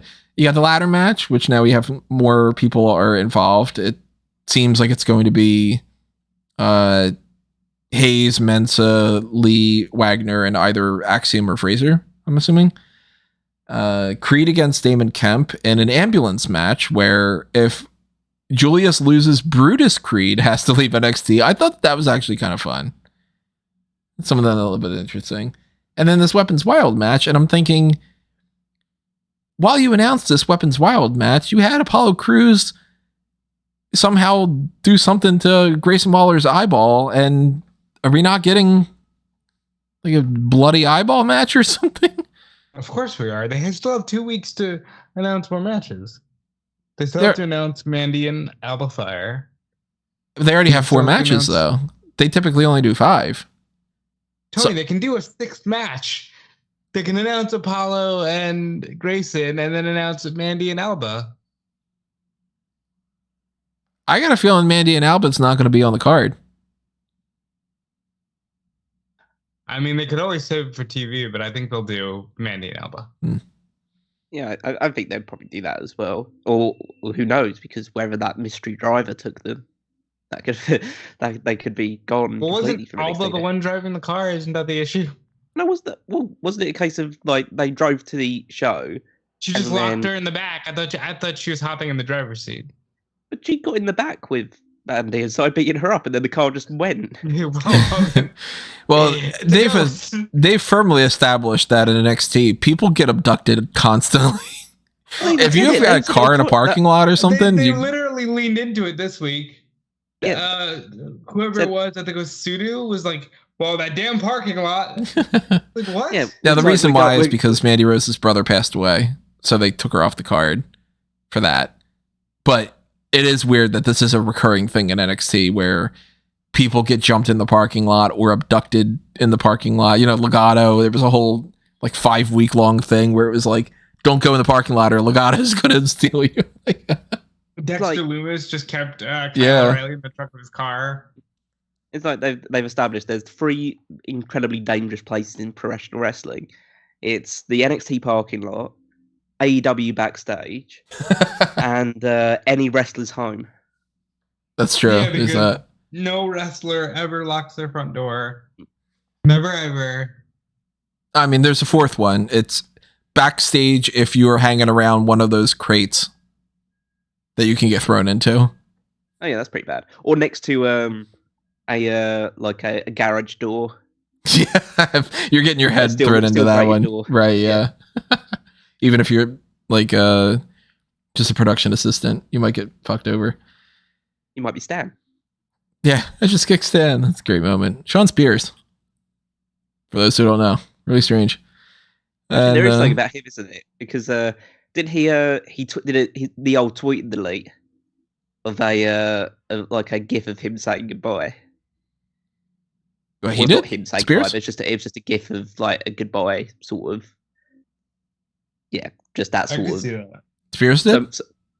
Yeah, Spears. Yeah. Yeah. I didn't hear anything about that. I guess it was too fast. Yeah, it was gone pretty quickly, but I think some people clocked it. So we don't know what that is referring to. I don't want to just completely speculate these out of the company, but he hasn't been there for a while. So, and he was brought in as like a Cody guy, and you know he had way more success under Triple H with NXT and Ty Dillinger and all that. I could see that being the case. I could see when Cassie is out of the whole pregnancy leave and everything. I could see Spears and the Iconics come back to WWE. I'll figure that out in due time. Wendy Chu be Lash Legend. I'm sure that was Calum's favorite match of the week. Sure, his favorite match of the year. I mean, it's definitely not the worst Lash Legend match I've seen, but they kept it to like 3 minutes, so there's very little that can go wrong in that amount of time. On the Dynamite side of things, there was the 3rd anniversary. I skipped through a lot of it because I watched it after the fact, and I wasn't really gonna waste my time with seeing another set of matches that I was like, it's a match, whatever. But I saw that Saraya got some physical involvement and said that it's her house. Well, so there was that 6-woman tag, which was a very good match. Like, again, probably like a fun, nice. One of the better things they've done with their women lately. Yeah, and they had Willow Nightingale getting the win because she's going to be challenging Jade Cargill at the Battle of the Belts, which we'll talk about in a little bit. But then it ended up with a brawl between Saraya and Britt Baker and all the other women getting involved as well. And there has been a report that's come out recently which says that Saraya has been cleared to compete by AEW's Dr. Michael Sampson. So if that is true, then it means that we will see her in a match with Britt Baker, probably at Full Gear. That'd be awesome. She deserves it. Let's see. I'm sure everybody's going to hold her to, this incredible standard for some reason, but I'm just glad to see that she gets a second chance at this. Even if she gets one match, if that ends up being able to scratch that itch and have her feel like she went out on her own terms, then that's positive. Assuming nothing bad happens, obviously. But we got some segments here that I was just like, wasn't digging Jungle Boy being like, you were my best friend to Luchasaurus. Loved the Acclaim segment. Yeah, that was the best. Well, it was one of the two best things in the show. I think that the Wheeler Yuta MJF match was fantastic, as you would expect. Basically, any MJF match is one of the best matches on any show. Yeah, it really makes you wish he wrestled more, but I think like that's exactly why he shouldn't wrestle. It makes me. It makes me wish that not that he wrestles less, but this is why he wrestles less, because when he does, you just remember how good he is at it. It's like the Brock Lesnar thing can work if it's not like you don't see him for like 3 or 4 months at a time. Like, at least with MJF, you get to hear him on the microphone every now and again. And then very often. And then when he wrestles, it's like, oh, God, I wish you did this more often. But it makes you want to see his matches more. And so it's good they space them apart. It makes them draws. And and Yuta are definitely buds. And Yuta's proven himself in the ring and everything, too. So the chemistry's there. The whole National Scissoring Day is such... this is like, you know, that we were talking about that Pretty Deadly segment. This is one of those segments done really, really, really well. Mm-hmm. Where it's just these guys talking, and they've got the crowd in their palm of their hands, and everyone is super excited and into it. They're doing a DX reunion, aren't they? Is it on SmackDown, or when's it? It's on Raw. It's on Raw. They're going to need to make some sort of scissoring joke. Yeah, there was a report like 2 weeks ago that they're already prepared for Scissor Me Daddy Ass chance. Like they're ready for it. But yeah, this thing is like so super over, and this team is super over. So yeah, that whole segment was great. Golden pair of scissors. Yeah, and the amount of people in the crowd that had some kind of like, instead of having a sign, they made like their own little thing of scissors. I thought that was great. Yeah, and also just like them talking to the crowd and getting them to like scissor their neighbors as if it was like an act of like friendship and stuff like that. Just like it's the thing that binds us together and unites us. Like these two are such awesome baby faces, and they came in as just like the most, not I would say dislikable heels, but like they were clear just people to rile them up, like the old John Cena Thugonomics gimmick. And then they come in and they're doing this, and they're just like, yeah, we absolutely love these guys. They're great. I know they're paired with Billy, so it feels like a bit on the nose, but they do remind me very much of the New Age Outlaws. Mm-hmm. You take two guys who are on the singles end, who might not do much on their own, and then you put them together, and they're one of the most fun acts in wrestling. It's definitely got a shelf life. You know, I feel like Scissor Me Daddy Ass is going to be one of those things that we look at in the same way we look at everything DX did. But it's fun while it's here.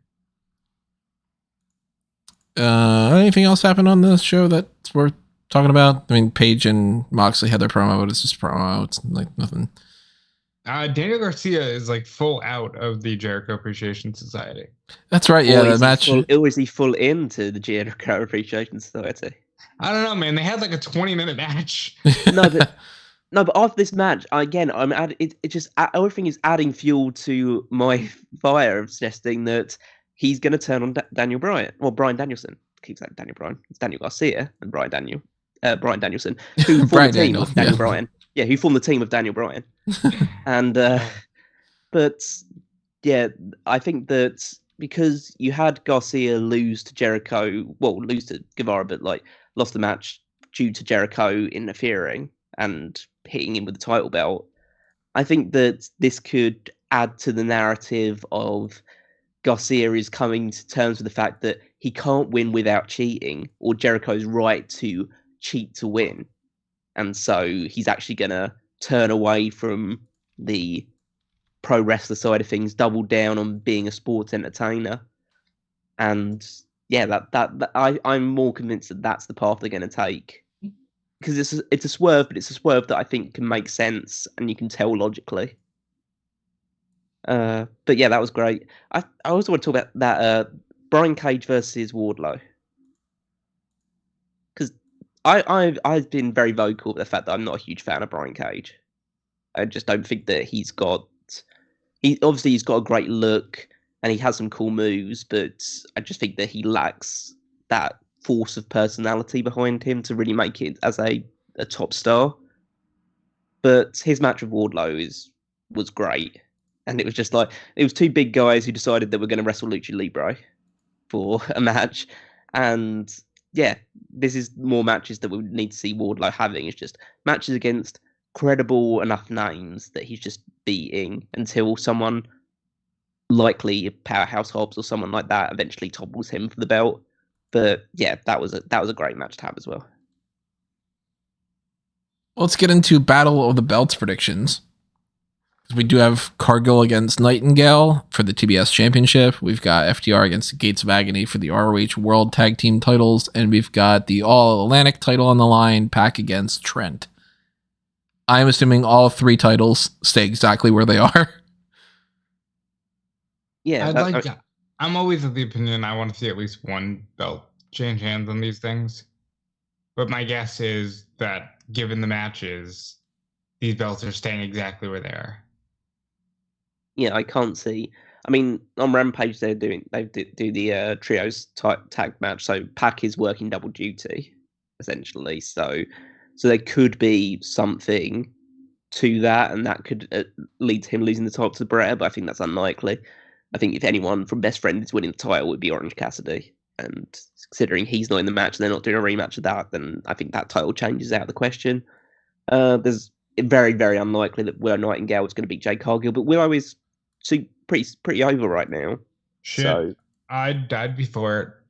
I've said plenty of times now that I think at this point with Jade, you either let her win the world title and forfeit the TBS title, or you just have somebody beat her, because no matter who you pick, there's always going to be a complaint. And that could be, if they were to decide to make a move, again, I'm fully convinced that Jade is going to retain, but if they did decide to make that move, it could be a way of convincing people that you need to tune into these shows, because on the surface, these matches and these title matches don't have a lot of fire or steam to them. But if you decide on this to put on this show to have Jade Cargill lose the TBS title that she's defended multiple times, and she's 38-1, ends her undefeated streak, then you're basically saying, oh, I've got to, well, you want to try and get people to think, oh, I better tune into these things live more often, because they could just, any title could just change hands on these shows. So I'd say that out of the 3 matches, that is actually surprisingly the one that I think is the most likely to see a title change. Well, if you consider the fact that there's actually 4 titles on the line, I think the one that I would probably switch, as weird as it is the Dark Order. I'd put the titles on the Dark Order. Wait, there's a 4th one? Oh, did they announce a 4th one? Yeah, well, it's not on Battle of the Belts. It's on Rampage. It's on the same night. It's on Rampage. Oh, okay. I was like, wait a minute. I didn't think that was the case for that. No, the replacement for the 10 versus Andrade match is now 10 John Silver and Alex Reynolds against Death Triangle for the trios titles. I'd probably give Dark Order the belts. It's the anniversary of Brody Lee's last match. You need a feel-good something in this company right now. Nobody's going to complain. Even though they did have the whole, like, you put it on the Young Bucks and it didn't work out the way that you wanted, because you were going to probably do the Undisputed Era match and everything that goes along with that. And then you put it on Death Triangle, even though it probably should have gone to Best Friends and all that. They've bounced enough belts back and forth around that they need to settle on something more solid. And I would be totally on board with the Dark Order winning those belts and let Pac do his own thing with the All Atlantic title. Yeah, I think I'm going to actually lock that in. I'm going to say the rest of the titles stay put, but Dark Order wins the trios titles. If that's a shame, then if that ends up happening, that they wouldn't do the All Atlantic title on Rampage and then have that as even like a potential excuse of like, oh, well, earlier in the night, Pac wrestled, and that's one of the reasons why they lose. Then look at that. We do have a title change at Battle of the Belts. That's what I probably would have done if that's good. I guess we'll talk about it after it happens. It's happening later on tonight. And we have one more prediction set to talk about, which is something that I'm not familiar with, and I didn't even know it was happening until these guys brought it up. Bound for Glory is happening. And there are 8 matches on this card that I have not read at all yet, so I'm going to be reading it for the first time as I read it along here. We've got Brian Myers against, God damn it, the first match is against TBD. Really? It's an open challenge. for the Impact Digital Media Championship. Impact. I have not followed anything about this title. Is it just the internet belt that they made and they kind of were like, hey, look at that, Cardona and Myers and whatnot? Or is this supposed to mean something else?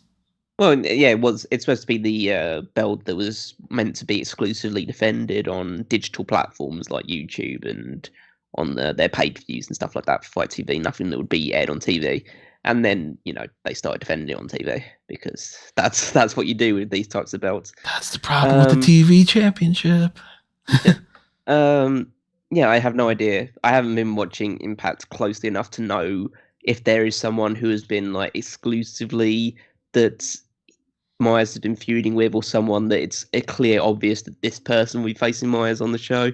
I think that just to get the night off excitedly, they'll just have him lose the title because he's held it for a long time.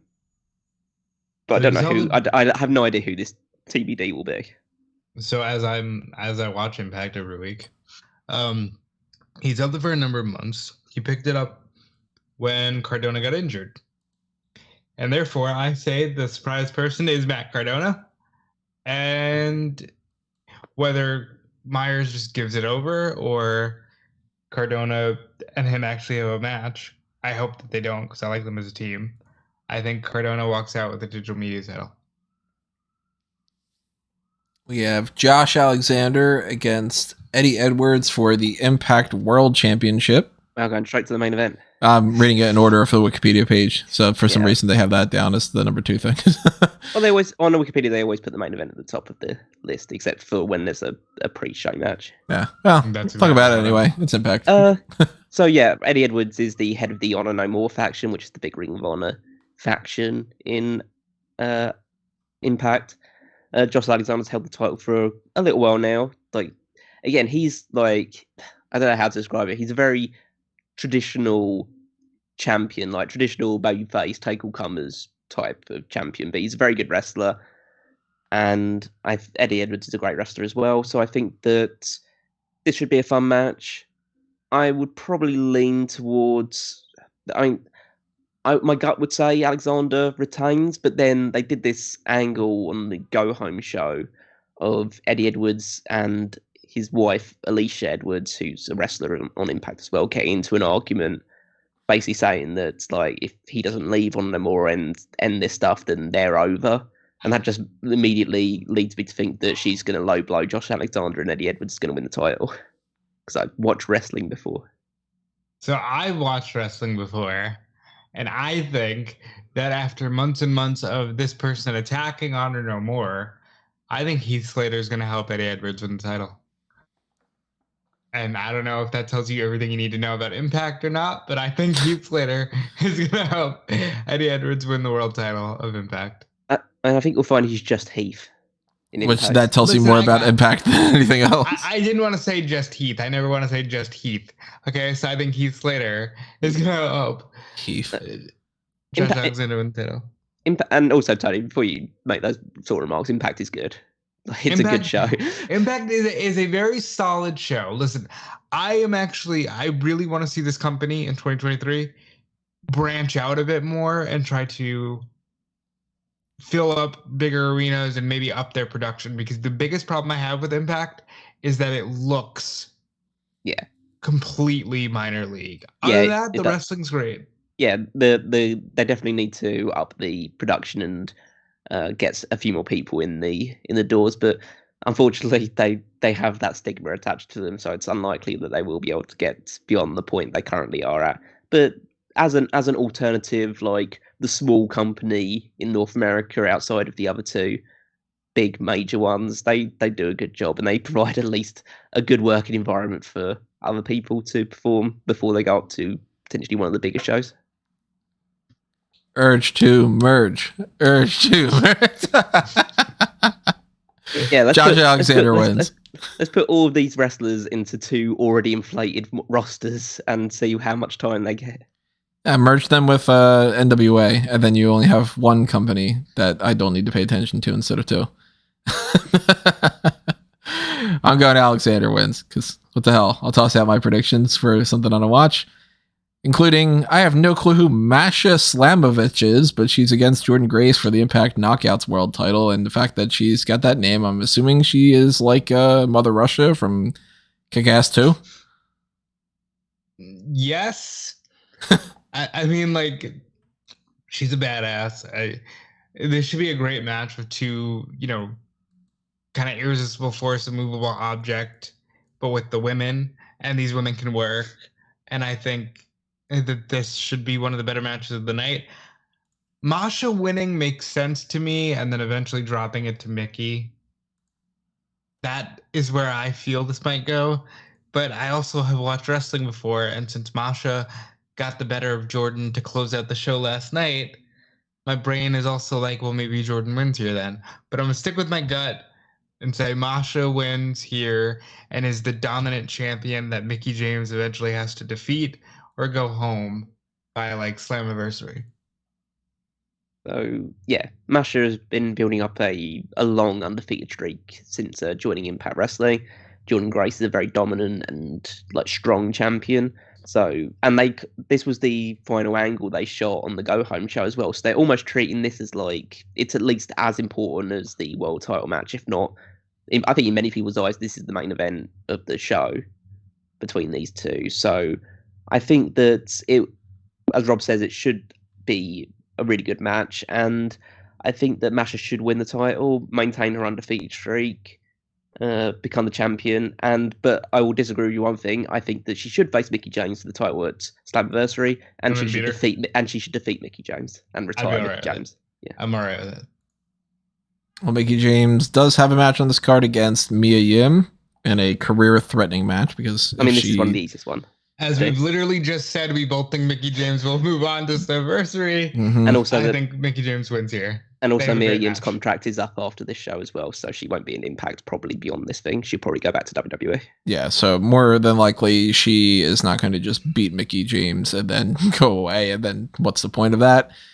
So I'm going Mickie winning there and keeping her career. I don't know where this ends, but maybe it's against Slamovich at Slammiversary, if they call it that. It gives me so much pleasure when I make a bad joke and the people that are around me enough that they know the bad jokes are there, that they end up getting that, like, fuck this kind of response. Like, instantly, it's so much better if I do one to Caroline and I get, like, the eye roll and, like, the, oh, that was a bad one kind of thing. Mike Bailey, never heard of him before that I can remember, is defending the Impact X Division title against Frankie Kazarian? Yes. AEW Frankie Kazarian? Okay. That's right. That's how he's advertised. Huh. Yeah. Why? They have a tentative working. It's not like as strong honestly, a regulation as it first previously of all, Tony, what the fuck is Frankie Kazarian doing in AEW that you're telling me he can't appear at Bound for Glory? Second of all, I assume he is still firmly at work hunting the Elite. Well, he got him. He got him. Yeah, I don't see the Elite anymore on the show. Do you?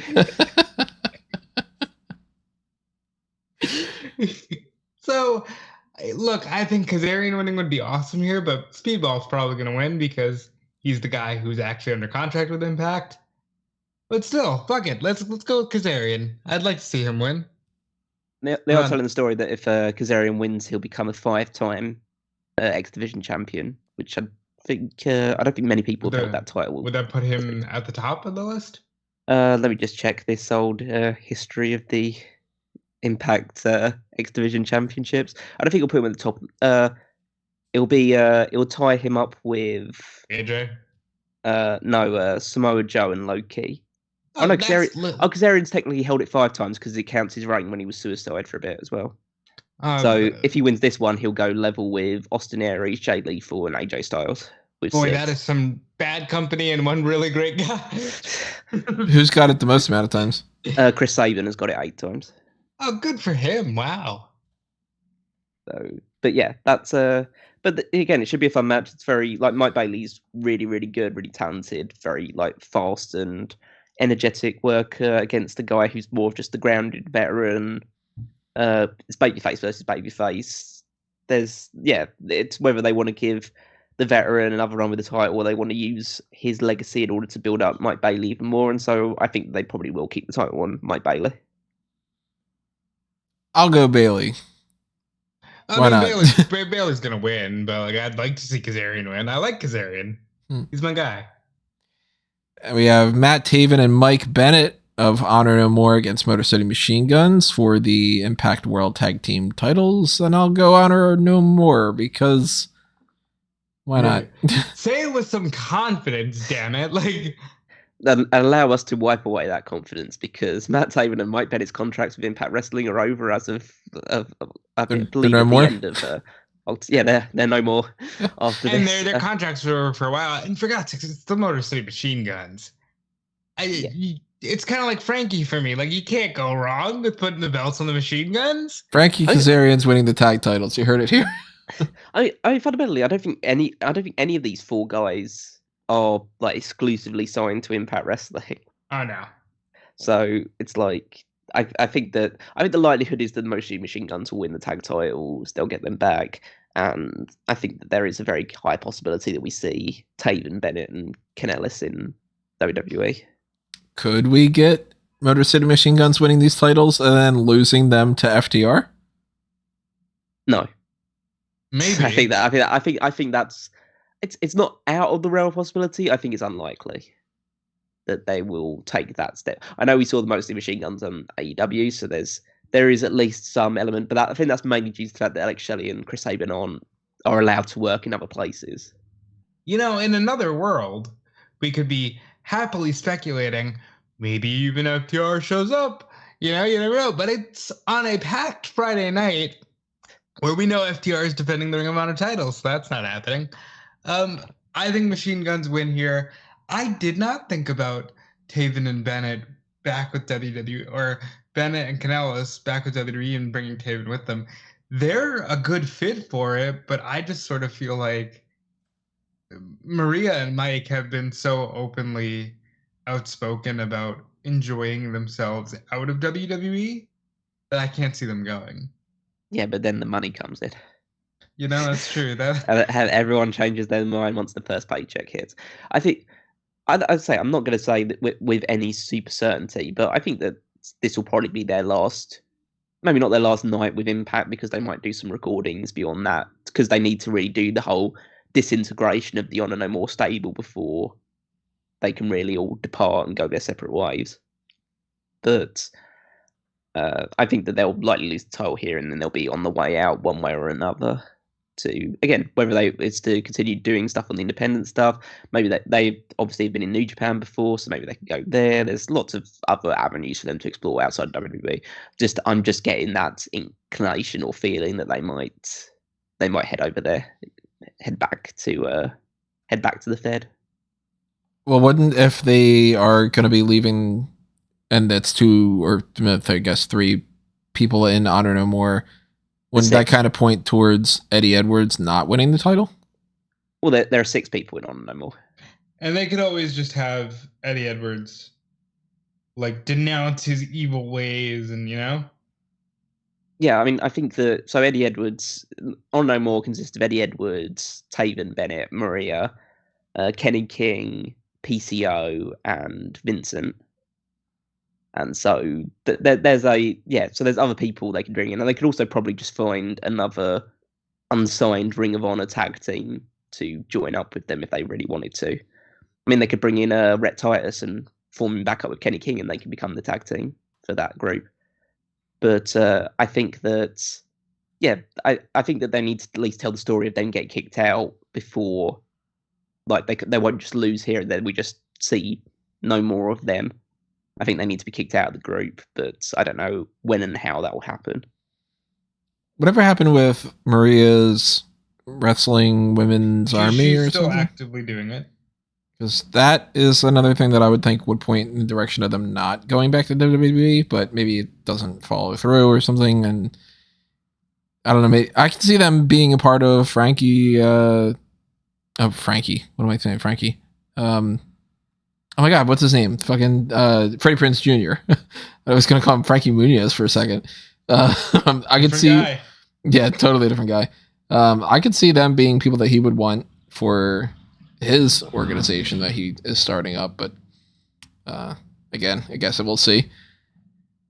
And we have 2 more matches on this card. VXT, Chelsea Green and Deonna Purrazzo. What does that stand for?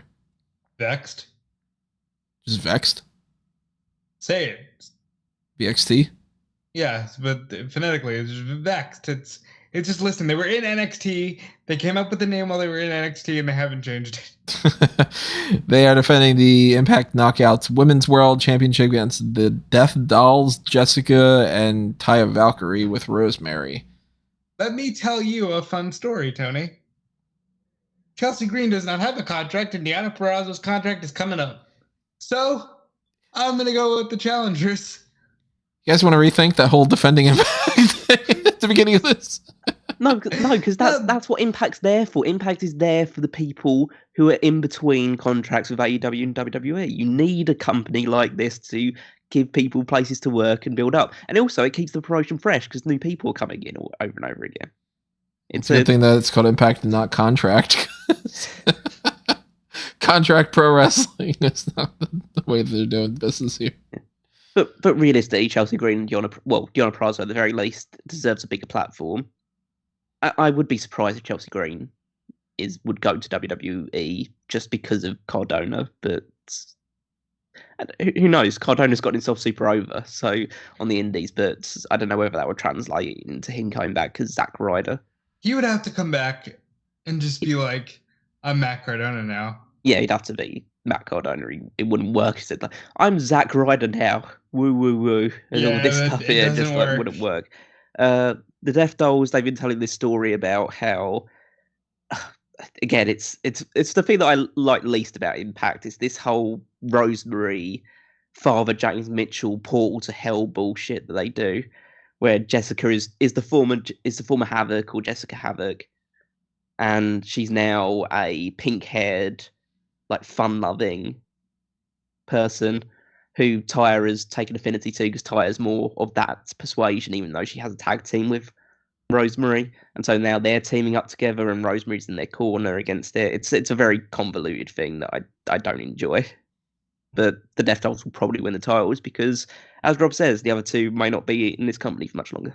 Let me tell you how much I want Deonna Purrazzo to go elsewhere and just be the biggest star in women's wrestling. You know, honestly, WWE, I didn't think she would go, but she's someone you can skyrocket, skip right past NXT and skyrocket to the main roster.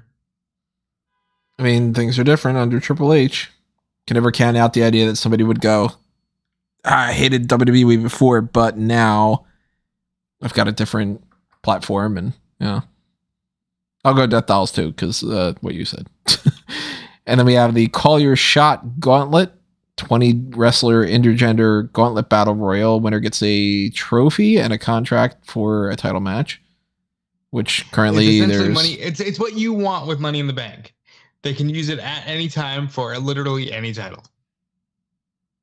So they changed it to Call Your Shot because they stopped doing the Feats Were Fired. Mm-hmm. And they made it a battle royal instead. And they don't do the polls with the briefcases. And it's intergender. Mm-hmm. Look at so basically, list. it's like Feast or Fired, except absolutely nothing like Feast or Fired. There you go. I don't recognize some of the names on this list. I do recognize some. Obviously, I know Heath Slater, Rich Swann, PCO, Bobby Fish, Steve Macklin, Moose, Sammy Callahan, Cathy Kelley. Yeah. Joe Hendry. I know a little bit about Joe Hendry, but not too much. I know Eric Young. I don't know Savannah Evans. I know I've heard the name Tasha Steelz. She's Tasha Steelz' bodyguard. I've heard the name Tasha Steelz, but I don't know anything about her. I don't know Johnny Swinger. I don't know Bhupinder Gujjar. And I don't know Giselle Shaw.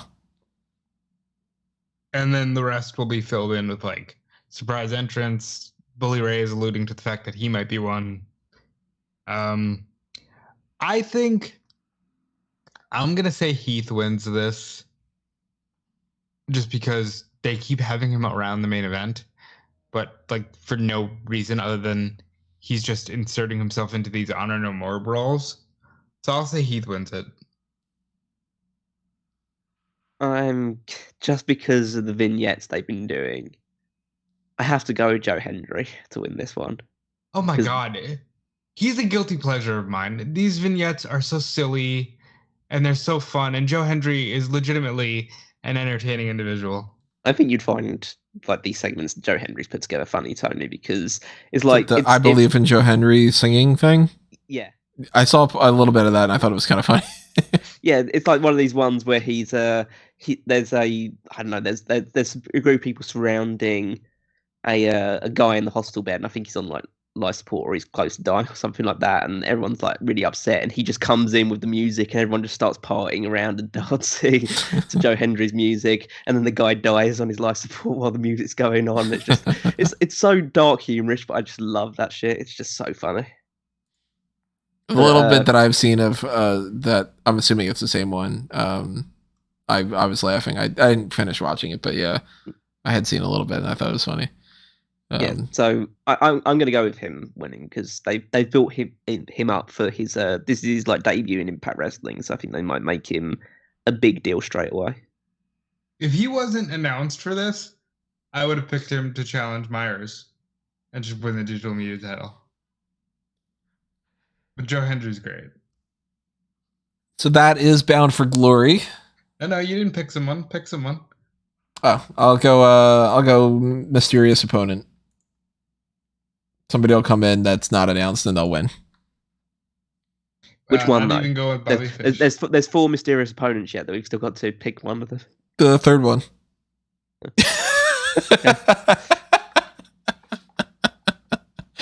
So the third person that's not currently announced for the show that comes out is your pick. Yes. I hope it's Blue Meanie. Even better. Remember, this all give it counts to towards him. the fantasy. No, it doesn't. I would still take the hit just to go with that.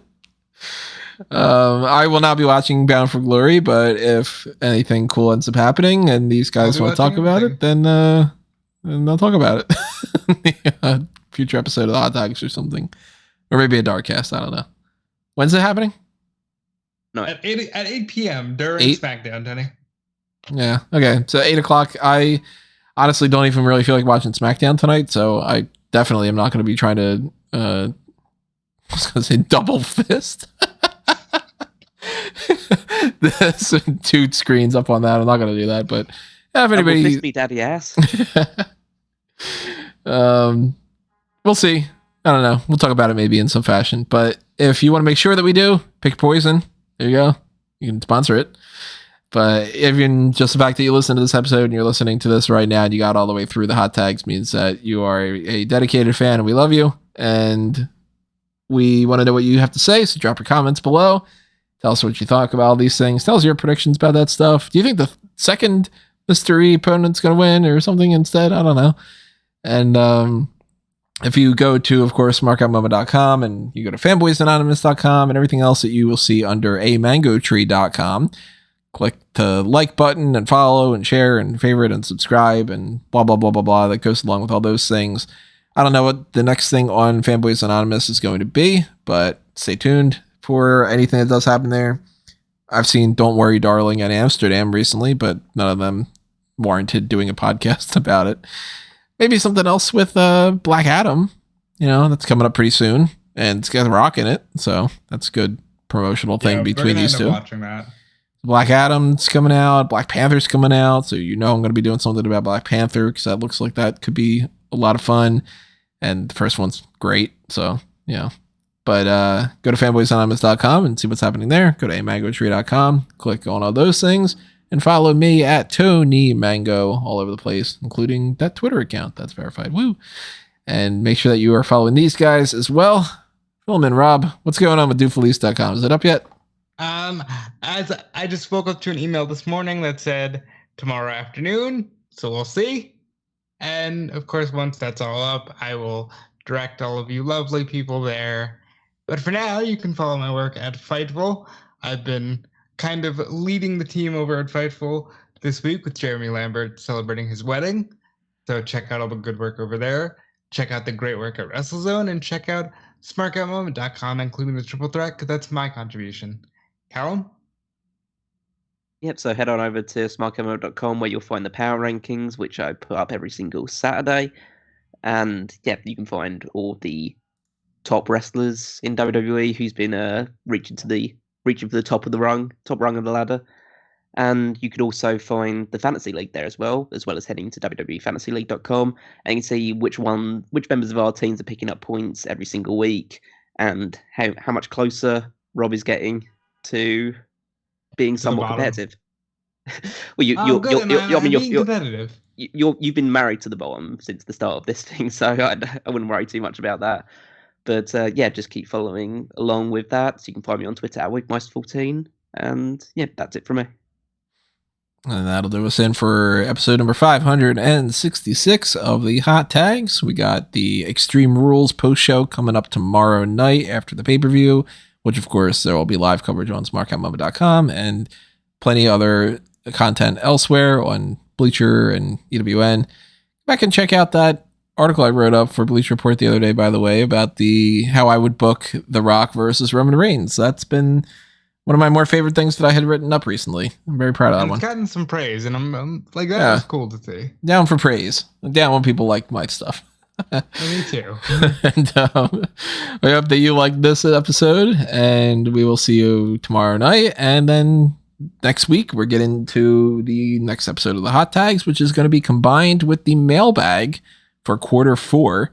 So this is your last mailbag of the year until we get around to next January, where probably around like the 11th or something of January we'll do that. We'll figure that out. But currently the game plan is to do that, and we might do another main event next week, or we might just do the one podcast and then record the Darkcast for October.